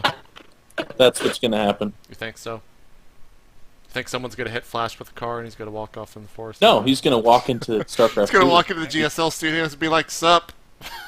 Yep. Give me the money." If they don't have at least one event where the players play alternating games of StarCraft and Brood War. I didn't know T-Pain knew that much about Star 2. I'm on a boat. And get hard look at my phone. Now your webcam is frozen and you're just not talking, Hotbid. He's actually leaving us, dude. The webcam freeze. Oh shit. Tyler or Sheth, do you guys have any thoughts on when it's going to end? Do you agree with No. August? I don't know. Whatever. If you don't give a shit, watch in August or whatever that thing is. Sheth, what about you? I don't know, man. I don't think August. I think some people will switch in August, and like maybe that'll be like the turning point where like more and more people will start doing it. But it's still such a high-paying job to be a Brood War player in the top levels, and I see no reason why they in Korea would switch to StarCraft 2. Man, what you said started out so wrong and then it ended kind of right. It's such a high-paying job to be a Brood War pro gamer at the highest levels. Hey, got right at the end. That's what It's counts. like slave labor otherwise, man. Whoa. Oh, yeah. Horrific. Whoa. Grandmaster StarCraft 2 says, "Can you ask Jeff to tell the bridge story from WCG 2007? The bridge story. Got any ideas, Jeff? Sounds interesting. Skew definitely threw his third place check off a bridge into the water. Is that the? But I don't think that's the story. Damn, that's too bad. If you can get a hold of him, ask him to clarify, because Maybe I'll retweet. WCG has produced some amazing stories. I just need someone to jog my memory, but that didn't do it. 1AJH says, will TL.net see a redesign, something like TL Pro Hotbid? No. He said no if you could understand that. No. Negative. Negative. Z Defender. What is the weirdest thing people have said to us at an event? You got anything? We'll just go down the line. Sheth, you got anything? Oh, go to me first with this one. I got nothing Okay. really weird. I got people who are like, "Man, how'd you get to take pictures with those hot girls? How did that happen? Like, explain it to me." And I'm like, "Huh? Who are you?" It's about the weirdest I've gotten. Tyler? I don't know. There's probably been a couple weird things, but I've already blocked it out. Weirdest So- thing about what now? What's the question? Weirdest thing that anyone has said to us at an event. Oh. I think for me, while maybe you're trying to decide, Jeff, it's not the weirdest thing, but the weirdest thing someone has said, but the weirdest thing I've done is at PAX East when I signed a woman's chest. That was before the Huck Destiny chest signing. So me It and was Sean- nice that your mom let you do that. Yeah, I had to call her and ask. She said that it's okay, son. Go ahead and do it. Oh, I was saying that you signed your mom's chest, but that's fine too. Oh, I see the joke. I see what you did there. I'm gonna throw a friend under the bridge a little bit. Ooh, see what I did there? Yeah. Bridge. That's not the story though. But WCG 2000, I think it was 9. Maybe it was 9. Maybe 8. The person in question will know the story quite well and will probably be straight-faced about it because it doesn't put them in the greatest of light. But Machine, myself, LZ Gamer, and I think it was Idra, maybe a couple other guys, were walking to the WCG after party, and Team Light, headed up by Duran, who is Xeris, was walking, and they took one route, we took another, and we happened to get there like 15 seconds in front of them, and they were directly behind us in line to go into this club, and I looked back at them and I said, well, it looks like in this clan war, team, I think we were Media at the time, but it might have been EG, we said, looks like Team Media has won again. We got here first. Ha ha ha. It was like the dumbest joke ever. And nobody says anything. And we just go in, and then later, Machine, who takes everything super serious, is like, hey, Jeff, Team Light's like really upset about your comments. They're really, really upset that you would be such a dick to them about that. And it was one of those moments where my head just like stopped working appropriately. Like I couldn't get a thought out. I was like, what? They're upset about that? And yeah, turns out that Team Light, Duran, they thought I was being a huge dick that we won the clan war of walking to the club. So that was the weirdest thing anyone's ever said about me. Oh, absolutely not. Absolutely not. In fact, to this day, you'll notice that I'm talking bad about them on a talk show. Who's in Light? Just mention all the people again. Just run them all. It was Duran. I think Louder was with Xeris. them. Yes. So Xeris, Louder, and who else did they have? Who made it to WCG?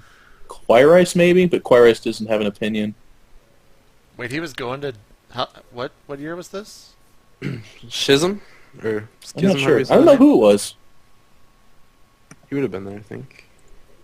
Quirice went a couple of times. I was thinking, how old was he? He's like almost Very young. 17 or something right now, so... Future. That's young, man. Jake, also known as Woob on Twitter. So now, what is everyone's thoughts on only Huck and Jinro being in the new GSL All-Star Tournament from the foreigner scene? Oh. You didn't. You didn't. I was gonna say a funny story about MLG, and you didn't. You didn't let me talk about it. By the way, someone just reminded me what the bridge story is, so I can tell it after that. All right, so here's what we're going to do. Hotbid, you're going to go. Bridge story is going to be told, and then we're going to re-ask this question, okay? 1, 2, 3, go. Yeah. Hotbid. Okay, so my story is when TLO, Tyler, QXC, and someone else was sitting together with Tyler's wife and myself. What the fuck? Oh, this is gonna be good. I can already tell. And this fan comes up and is like, "Oh, can I get your autographs?" And they're like, and he's like, "Oh, iNcotroL or whoever else was there, can I get your autograph?" And he's like, "Oh, QXC, can I get your autograph?" And then he looks at Tyler and he's like, I don't know who you are." Wow. I remember that. Yeah. I think I heard about this actually. And he actually went to QXC and was like, "Oh, I saw your games in TSL." And Tyler played like on the same day. Yeah. And he won the previous TSL. He had to be just trolling, man. That's fucked up.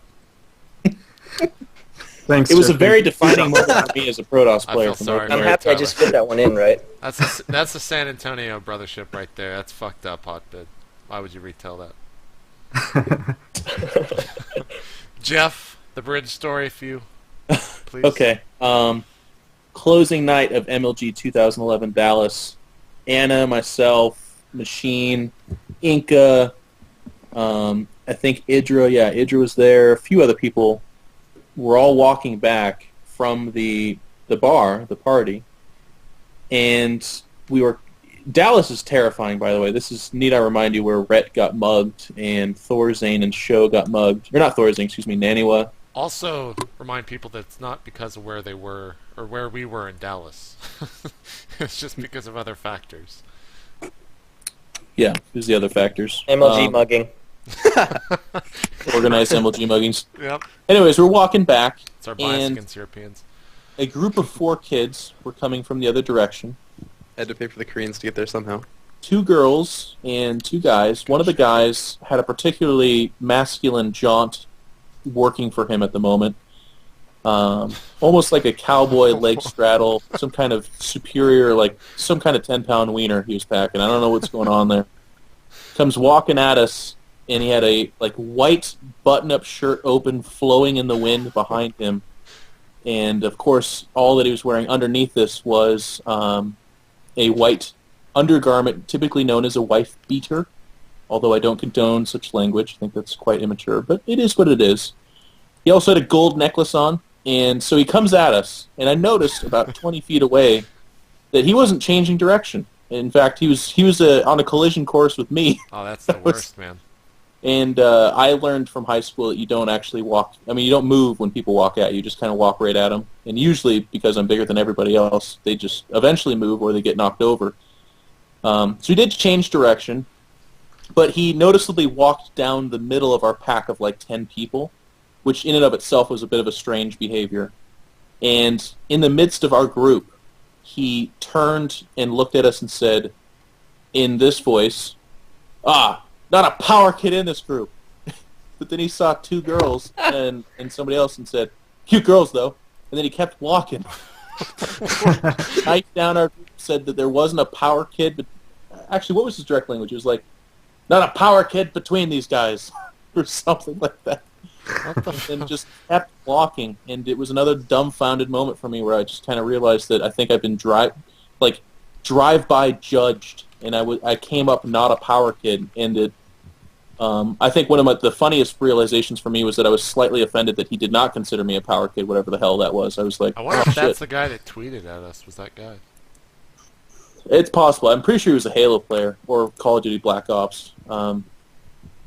He definitely had some kind of something going on, some kind of mental deficiency. Oh, God. Alright, what is everyone's thoughts on Huck and Jinro being the only foreigners in the new GSL All-Star Tournament? Jeff, this got a rise out of you when I mentioned it, so you can go ahead. The what? What? Do you What's hear the what I question? said? That Huck and Jinro being the only foreigners in that super tournament coming up for GSL. Oh, are they in it? Yeah, they're the only 2 foreigners out of 64 people. Just because no foreign... I mean, we can kind of tie this into talking about that Play XP article where GSL needs more foreigners to be a truly global league. And get your thoughts on that as well. They should just fly the Koreans to Europe and have them play from there. And it could be international. It's the time constraint. Like, the GSL has done great things to make it feasible for people to go. Like, there's a house that they'll set you up in. They do give you special treatment to a certain degree. They have translators directly in place to make your stay like convenient. But to remove yourself from your home and your team's infrastructure and put yourself in Korea and be there for like a month-long tournament, it's preposterous. There's not a lot of people that can do that. So Team Liquid's fortunate enough to have top skilled players like Jinro and Huck who can do that, but what other teams can roll with that? I mean, it's been really harsh on other players. So Tyler It's too bad. or Chef, you guys got any thoughts? Or Hotbid? I think mine. yeah. Or Hotbid, go ahead. No, well, I was gonna say that I think it's a shame that the lag situation hasn't figured itself out yet, because if it has, then I think a lot more players would be okay with being over there and they can play like a bunch of online tournaments too, because you're basically giving up a full month of being in all the other tournaments. Yeah, that's the real cost. You're gonna kind of basically have to change your whole lifestyle to go to Korea to play in the tournament. Yeah. You're gonna lose a lot of the people, like, you know, even just as a player, you're gonna lose the people you practice with. You're gonna have to find new people to play with in a new server, and I mean, obviously, new people to hang around with and live with, which is enough of a mental strain in itself. And then, you know, it's nice that Huck and Jinro have been there for a long enough time that they probably have really good contacts, and they would probably be worse off if they left, because they have to find new people on these other servers, and to be honest, it's probably the best place to be is Korea, because I think they have the best players. So it's just that, basically. It's interesting too because it's moving in the direction where it's almost, it's not like worth your while to go to Korea. IPL, NASL, all the online tournaments. I really think that the bigger scene now is the foreigner scene. Yeah. And it has been probably since the start of the year, since NASL and IPL have been announced. I think that's kind of what tipped the scale over in terms of making the foreigner scene bigger, which sucks because I guess the boom will come back when some of those players come over in August when their contract ends. But I guess it's kind of a wait and see type approach for that. They need Pro League over there, right? Like straight up every week. You think that's? Yeah. I mean, the GSL doesn't do that well when it comes to South Korean TV, right?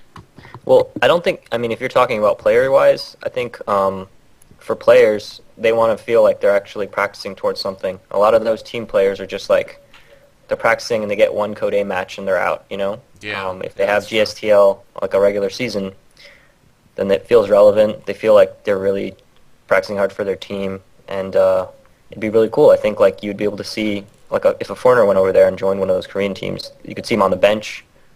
He could be practicing with them. He could show up in a Pro League match that like isn't just like they only have 7 slots or 4 slots for the finals or whatever once a month. So if they did that, it would be much cooler. I think it would be much better for them. Darth Caesar says, "Yo, dudes, who of y'all plan to play The Witcher 2?" And I'm going to kind of expand on this. I know I'll be playing it. I don't know if anyone here plans to play it, but branching out, what other games do you guys play besides Star 2? And this might only be a me and Jeff type question, because Jeff, I know you've been playing Mortal Kombat, correct? Yeah. How have you played online? Are you just playing the single player? What are you actually playing? I got my ass kicked online. What character do you and play? Actually, that's the question. Noob Sabot, obviously. It's got like a mud clone or something like that. And I definitely played the single player up until the last boss, who was actually impossible to beat. So I said enough of that shit. And Wait, I also played Call of Duty. Is that the Raiden fight on the? No, it's whatever the Shao Kahn or whatever his name is. Oh, so you didn't you did the like the Story arcade mode or story mode's the one where it's Raiden Shao Kahn on the top of the building, right? Shit going crazy. I don't know if I made it that far. I guess. Yeah, you fight the Emperor. I think you're like maybe a third of the way through. I actually Jesus watched Christ. someone. This is how bored I used to be before I got full time with MLJ. I watched someone stream their entire single player thing for MK9 on Justin TV one night, so I know exactly what happens in the story. But yeah. Damn. I play Call of Duty, so I'm EG in control in there. If people want to hang out with me, I don't have a mic. Can you and record I'm that? pretty- Do you have any way to record that? No, I don't. I would pay to see you talking to people on XBL and playing Call of Duty. Let's hook it up. We'll do it at MLG. Make an event of it. I'll do it in my Native American voice. Oh man. I'm going to play Dead Space 2, and I'm going to play Fable 3. I just have to find 10 hours, I because would apparently skip Fable Fable 3 is 3. terribly short. I would Really? skip it. Yeah, it's not That the bad? best. I mean, it's all right. Like you said, my friend beat it. I watched my friend play through that, and he beat it in one sitting over like 4 or 5 hours. So it is incredibly Yeah. short. So it's not that much of a commitment. But That's what I heard. so yeah. What about Sheth? Do you play any games outside of Star 2? No, not really. I used to play some little Starport GE game, which was like you build up your own little spaceship, and you could spend like $5 and completely ruin someone's day by just nuking them like 3 times, and they'd die, and they'd be like, "You spent $5 to ruin my like week of play," and I'm like, "Yep, I did." So I do my trolling on that game, but that's pretty much it. Tyler, you got a wife, man. You don't play anything besides Star 2, right? Not really. I spend like less than 5 hours a week on other games. Lately, that less than 5 hours has been going to League of Legends, but I barely play it, so I don't know if it's worth mentioning. I used to play it a lot more, but now I'm noob at it again, and I'm smurfing, so... Hotbit, what about you? Do you and any of the TL mods or Rich and them all play any games there in the office, or is it just Star 2? We randomly get people together and we play Mafia in person. Have you ever played that game, JP? I've heard of it, and Oh, it shit. sounds familiar, but I don't. What? I play Warhammer 40,000, dude. I forgot to mention that. Oh, that's right. I'm addicted. Dances figures. Explain Mafia real quick, because I know what it is, but I can't remember what it is. So you get like 10 or more people, and like some of them are Mafia, and you don't know who it is, and the game is like essentially trying to figure out who the 2 Mafia people are based on what they say. There's like a phase, like a night and a day phase, and during the night phase, people, the Mafia can kill people, and during the day phase, you got to figure out and like vote on someone to kill. So it's basically like a informational game, and it's fun to play with people you know. Do you want to play Mafia in Columbus, Hopin? Is that what you're getting at? Yeah, we'll film it, and we'll just Stream it upload live. I'll just kill everybody, though, like every night. Yeah, can't you just win True by doing Mafia. that and just kill everyone? They're Control having a the meeting Godfather. deciding who to kill, and I just drive by with a Tommy gun and just shoot everyone. Game over. I won! boys. Be the shortest game of Mafia ever. You have to beat the people on your team. Already killed them, too. Let's see, let's pull some more questions here. Play Tyranids 2, by the way, for the people asking, obviously. Is that the go-to race? It's the race that Zerg is based on, actually. Similarities are uncanny. I asked you guys last week about the Protoss openers. A bunch of people are asking about that, actually. Have you guys developed anything? Are you comfortable talking about some of your openers and some of the other matchups besides PvP, but this close to MLG, especially with all these other tournaments flying around, Jeff and Tyler? Well, people don't actually listen to this. It won't come back to bite you in the ass. You guys comfortable sharing or no? Well, PvZ and PvT have like not really changed for me at all. PvP, I'm still figuring it out, so there's nothing else for me to say. Yeah, I found this new build where you get DTs really fast. PvZ. Is that working?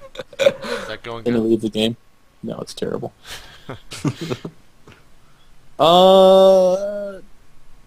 Openers. I mean, we're seeing a lot of double forge from Protoss, and not the original double forge where you just like straight up gateway unit double forge, but actually it's almost the standard PvT where you still go Colossus or you still go Templar, but you do it while having double forge. So it's kind of cool. I think plays moved in that direction a little bit.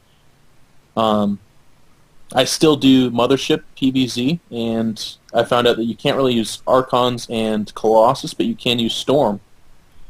You can storm the shit out of their whole army after you toilet them, so that's pretty cool. It's effective. Have you been getting like a ton of Roachling rushes early on? Yeah, everyone copies GSL, and they saw that it works, so... And they're tough. They are pretty good. Yeah, they're tough. I I used to go to sleep at night knowing that if it failed, at least you're fairly far ahead, but I don't feel like I'm ahead at all. Zerg's like, damn, all those roaches and lings didn't work. Well, time to make 26 drones. Oh.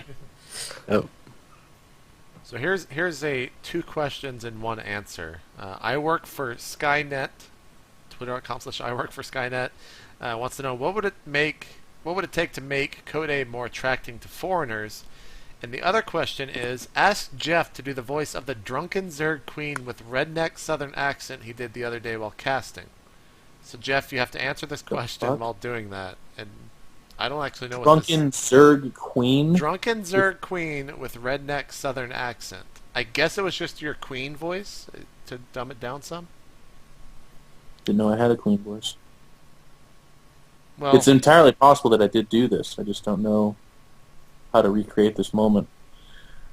I'm going to have to hold off on that because I have the perfect Australian accent. I think we can all know that. It's just 100% perfect.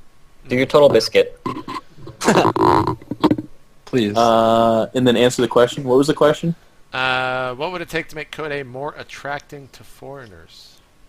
Right, no question about it. To make Code A more attractive for everyone involved, you're gonna have to get more money, no question about it. If you're in the red trunks and you're in the left corner, and look at this, the little goober making his way into the middle of the map. Now it went Australian, I can't get it back. Yeah, they went Australian the first 2 seconds, but you just kept going with. I just repeat no question about it a whole bunch, and I try to be loud. I love John, though, by the way. He's going to be casting this week, actually, for NASL on Thursday with Greencorp. So tune into that if you're a Total Biscuit fan. But really, what would it take to make Code A more attractive to foreigners? Bigger prize pool, man. You think that's all it is? I mean, to kind of expand on this, what actually makes a tournament attractive to you guys? Do you guys play purely for the money? Do you guys play for the fame and something like the TSL 3? I think they should make it like a Courage, where it's like an MLG weekend with a bigger prize pool. That's a good idea. A month-long Code A tournament for $1,300 is so impossible to justify. It's absolutely impossible. They should make another code, like A.5 or Code something. B. A+, Code A+.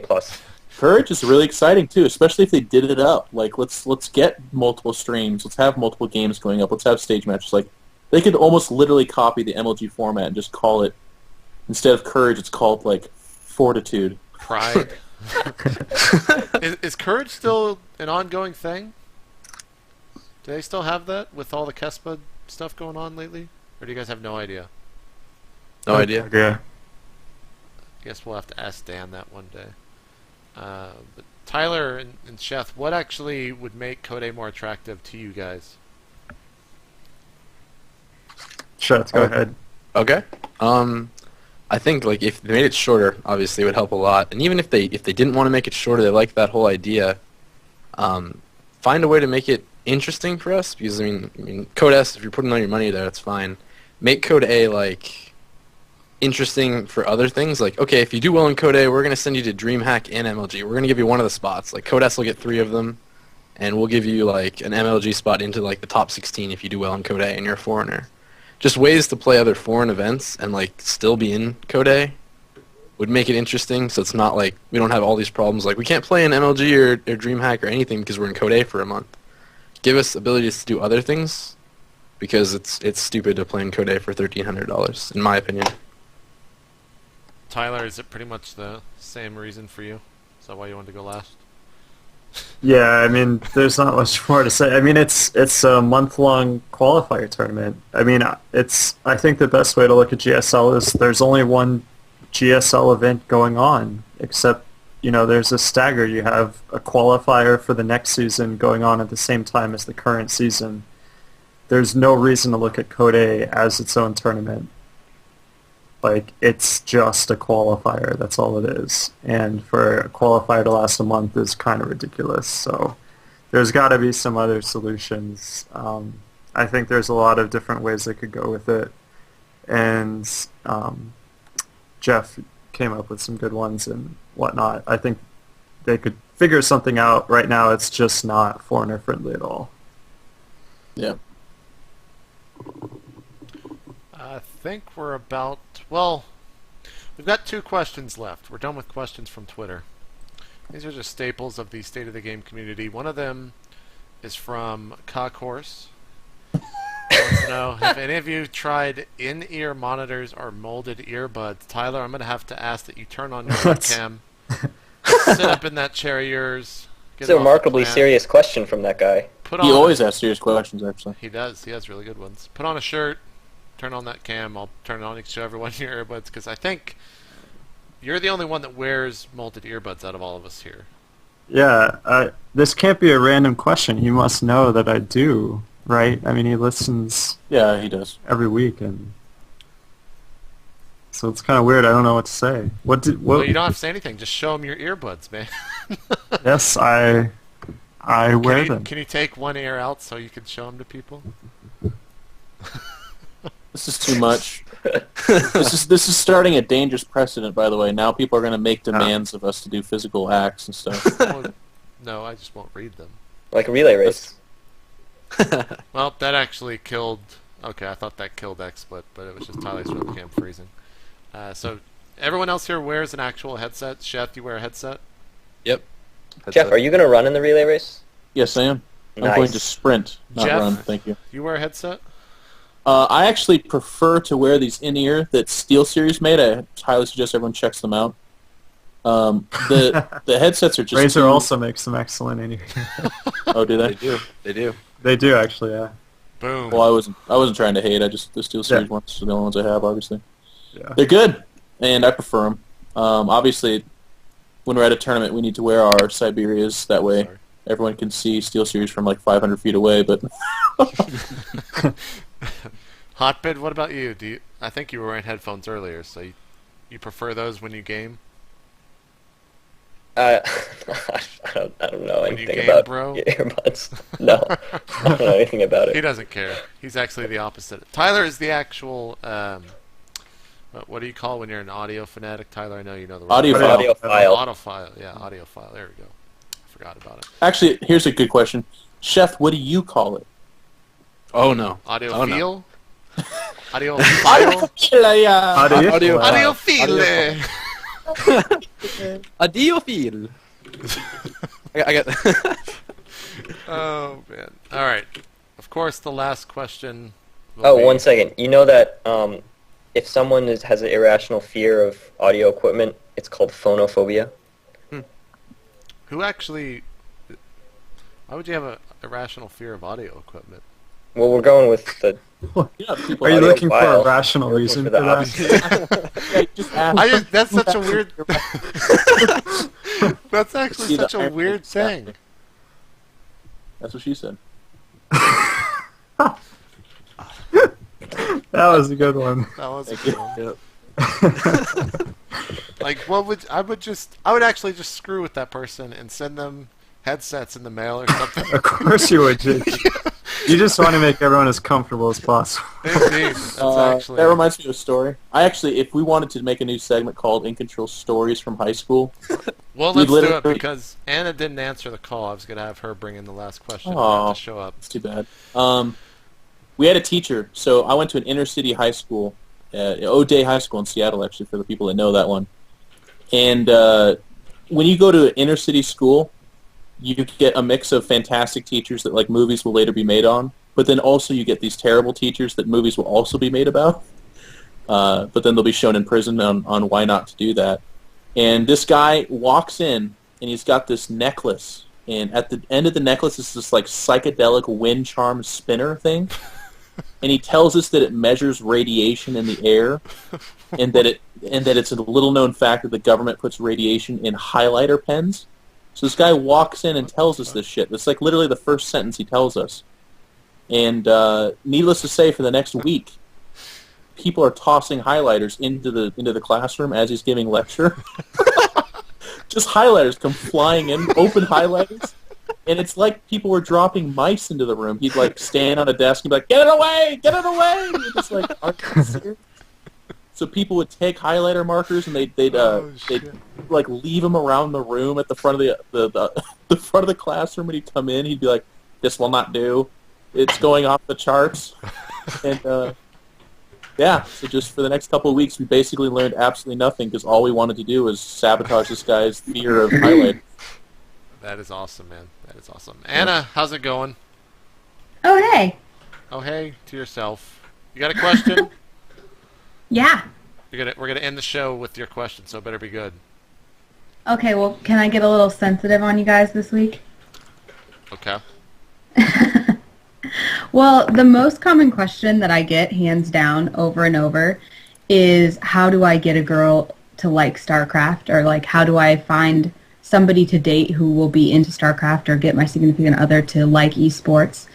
So I'm wondering, as people who basically devote your lives to eSports, what makes somebody an ideal mate for you or somebody interesting to date for you as somebody who already is very interested in eSports? Part of me wants Especially to say, considering the sexy nature of this week with Kelly Milky's photo shoot. Part of me wants to say, let's bring Greg on for this, but then that's the troll part. Oh, man. Yeah, he's going to actually hate me about that. Let's just go down the list here. Sheth, we'll start off with you. Okay.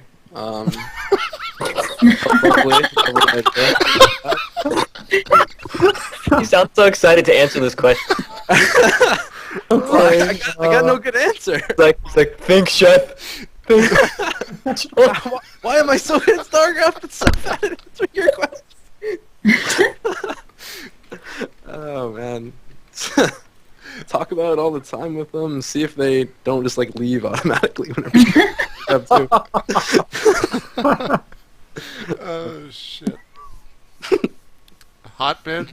How does Mr. Esports pick up a chick in the world of esports? I think you just have to be really confident about what you're interested in, Yeah, and I if think you're just in general. if you're okay, like the problem with having StarCraft as an interest is if you come off really kind of insecure about it. Like, I have this hobby, you might think I'm weird, like just be like, it's StarCraft, it's fucking awesome. Yeah. I do it for a living, and you should think it's awesome too. And if they don't think it's awesome, then you don't date that person. It's pretty easy. Yeah, I don't think hiding it is the answer. Acting like you're actually not a huge nerd that Can't plays hide it. StarCraft. It's how you present it too. If you're just watching it and they're like, "Oh, what are you watching?" You can't be like, Can't be like, oh well. about it. You just gotta be like, "This is the best game ever." Like You have to it's basically StarCraft. pretend that you're Artosis, giving that Link speech, the Zelda speech. Yeah. That That was What? pretty epic. Wait, you never saw Oh, that, man. Jeff? No. I will play that on the Oh. stream to end the stream. In the meantime, Jeff, answer the question. I think Anna has to answer the question. Jeff can be excused if he wants. You want me to answer it? Well, it's a question about how a guy gets a girl to like the game that he plays. Hello. Well, that's really what I was asking you guys, is kind of the opposite of, what are you looking for in somebody? If I'm the girl who wants to get the StarCraft player, what are you looking for? They have to be attractive. Boobs. Yeah. I mean, it's pretty much just the standard. That was a silly question. Sorry, never mind. I No, can answer the question. But I can she's answer got to the- have a sense of humor and college education, and I need to know her social economic background, her He has to be willing to Society. still Relative do piety. Pride and Prejudice viewings. her birthing hips. Clear medical history. Tyler, Yep. Tyler, we'll throw this to you and spin it some. Did you meet your wife with her, or when you were already a huge Star 2 or Star 1 nerd? And how did you approach it to her, or how did you break the news? If you were a huge Star 1 nerd. Well, I really wasn't when I met her. I kind of got into it after I was already with her. But, she's already in love. Hang on. I'll be the legitimizer of this. When did you meet her? In 2003. I You mean, were young, I was man. playing the game, but, like... You it were wasn't teaching Joe like- Saddles how to play at that time, man. Right, no, he was teaching me, remember? Oh, shit. Okay. No, I mean, I was playing a lot, but, I mean, at that time in my life, I was definitely more of, like, the athlete, the star athlete kind of person, not the StarCraft gamer person. You know what I mean? Yeah. I mean, that's who I was. So like, I didn't really kind of shift away from that and toward being a StarCraft player by nature until she was. Did you only do track? Did you do a different sport too, or? Just track and cross country. Same here. That's a good way to break the silence. Are we ready to wrap the show up? Are we good? I think we're done with all the questions. We do have one breaking news. Oh, Wait, he has to answer the question. He didn't answer it. I would just agree with you. It's you got to be No, confident. you man. got to give a real answer. No, the simple answer is being confident in anything that you do, no matter what. Yeah. Like, if you're someone who works at the morgue, obviously that's going to be weird if you bring that up with a chick. But if you're confident, they're not That's going to give a smooth, fuck. JP. Mention the morgue. I think it helps to be overly confident, like be aggressive about it. If you're, Ask if him you actually like, come what's off like the a problem? pompous dick What's the or big deal? about it, I played that's all right. StarCraft. What's wrong with you? Right? You've The never heard fuck? about it?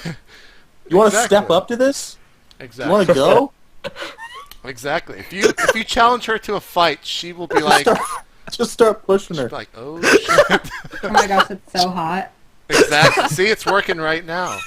They're gonna have to get off. And so, But JP, What's up? 3 girls are going to come up to you in Columbus, and they're all going to be all over you. They're going to want JP.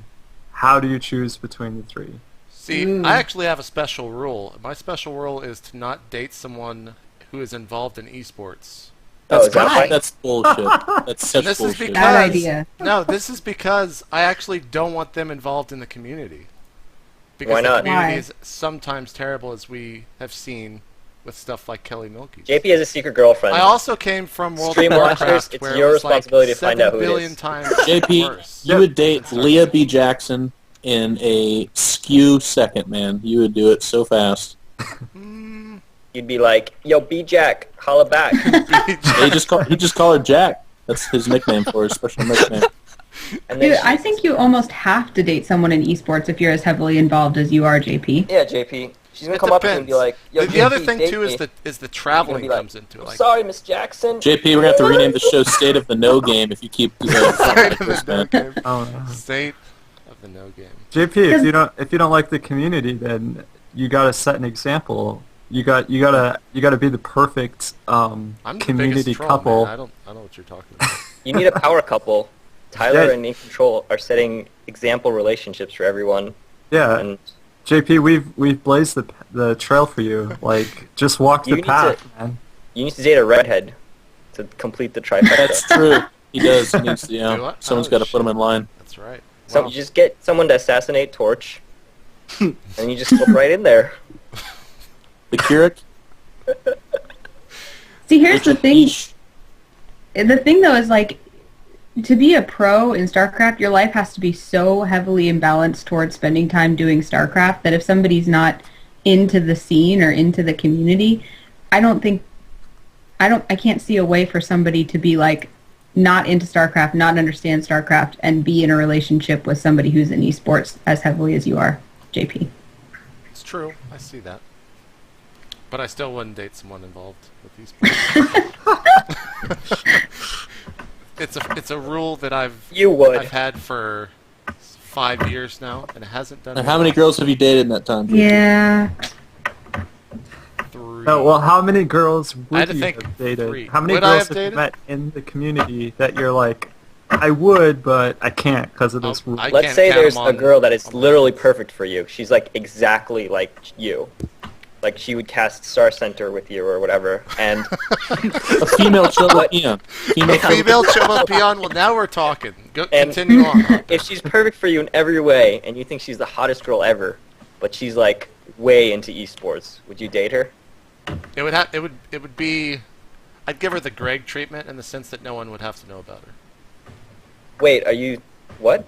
How I about can't that? leave. How about that? Craig's gonna kill you, man. Yeah, Oh, he man. already said he's gonna JP, stab me in that the was the face, worst. but he's got to find someone's shoulders to get on to reach that high. Is what he told me. Are you saying Idra has a secret girlfriend? Is that what you're just Did you revealed? not watch State of the Game last week? That's what I gotta ask you. Maybe not. Greg is so pissed off at me right now. Let's get out of this by just showing the Artosis rants on Zelda clip. Well, I have breaking news though. Oh my god. Destro did leave VVV. What? Yeah. Huh. I mean, some of you might not know this, but he has a personally sponsored stream from Thermal Take, and I saw he beat you on a replay. Yeah, I saw that too, man. It was Easy. Paid amazing. for that thread. So Simply one of the best. So you gave him so many students. Yeah. I know. His All of your students were You like, guys oh my should god. have you guys should have a best of 7, and the winner gets all the students. uh, All right, guys, this is Artosis ranting. Just take all of them. You have to coach 12 hours a day. Jesus Take Christ. all of them. Jesus Christ. All right. I would have to coach his students after they get coached by him in order to undo damage. It would just be ridiculous, the workload. Jeff, you got the stream open so we can show you the Artosis Yes. rant? All right, let's Yes, do it. yeah. I'm excited. I'm going to turn you guys down on Skype so everyone else can hear. I posted a link on my Twitter and you as well. Artosis and Call Me Taste there. You can go check that out. Also, and at it is GovTVNet's Twitter. the finals of G4 TV's quest to see what is the best video game franchise. Is it Legend of Zelda or is it StarCraft? I tweeted this. A lot of people came back to me and said, you know what, I had to vote for Zelda. It's the better thing. Okay. I got to back up for a moment here. Because that is ridiculous, and whoever says that is ridiculous. We have to go win this. Yeah, we got to win this. Let's take a look at this. Is there a whole industry built around Legend of Zelda? Does it have television shows about it? No. Does it have so many pro gamers that play it for a living? No. How much time have you actually spent playing Legend of Zelda? Plus, What, seriously, the 10 did hours you- to beat the game? Did you play Majora's Mask? That automatically exclusive for being the best game series of all time. But- There was I mean, no you could Ocarina make of Legend Time. of Zelda in the map editor for StarCraft. Are you kidding me that Yeah. people actually are voting Got for single Legend of player, Zelda? multiplayer. I mean, the Zelda games are good. Are there man. pro gamers in Legend of Zelda that get in booths like this? No. They have fireworks at the GSL finals. Is there a ZSL finals? The Zelda StarCraft 2 League? No, there's was not. about to Do you know say why? that. Because StarCraft is the better game. Go to g4tv.com and vote for StarCraft 2. If you don't, I'm so disappointed in you. You let him down. Don't let Like, Artosis down. But it's such an epic game. I love Legend It's of a Zelda. good okay? game, but it's not better than StarCraft. It's not even got anything on StarCraft. Are you joking me? There's Yeah. industries built around StarCraft. All right, now. I tweeted posted. Oh, God. Doesn't get any better than that. I like the part where he doesn't like Zelda. Yeah, he doesn't quite... Well, he likes Zelda, but compared to Star 2, man, there's no comparison, like Artosis said. You guys got I love any how pen girls? Tasteless tries to get in on that and just can't even break into the rant. He's just like, no? Yeah? I got this, Tasteless. Yeah. Are you joking me? All right. Well, I do want to apologize to everyone for not having webcams and whatnot this week. Hopefully they'll be back next week. XSplit just didn't feel like cooperating with me tonight, so I am apologetic for that. But that's going to do it. So check out State of the Game. We'll be back next Tuesday, same time, same place. See you guys then. We're out. Peace. Thank you for taking the time to tune into our broadcast of the State of the Game. It is with a heavy heart that I say goodbye to you, and wish that the wound spirit of the fox guides you to our show once more.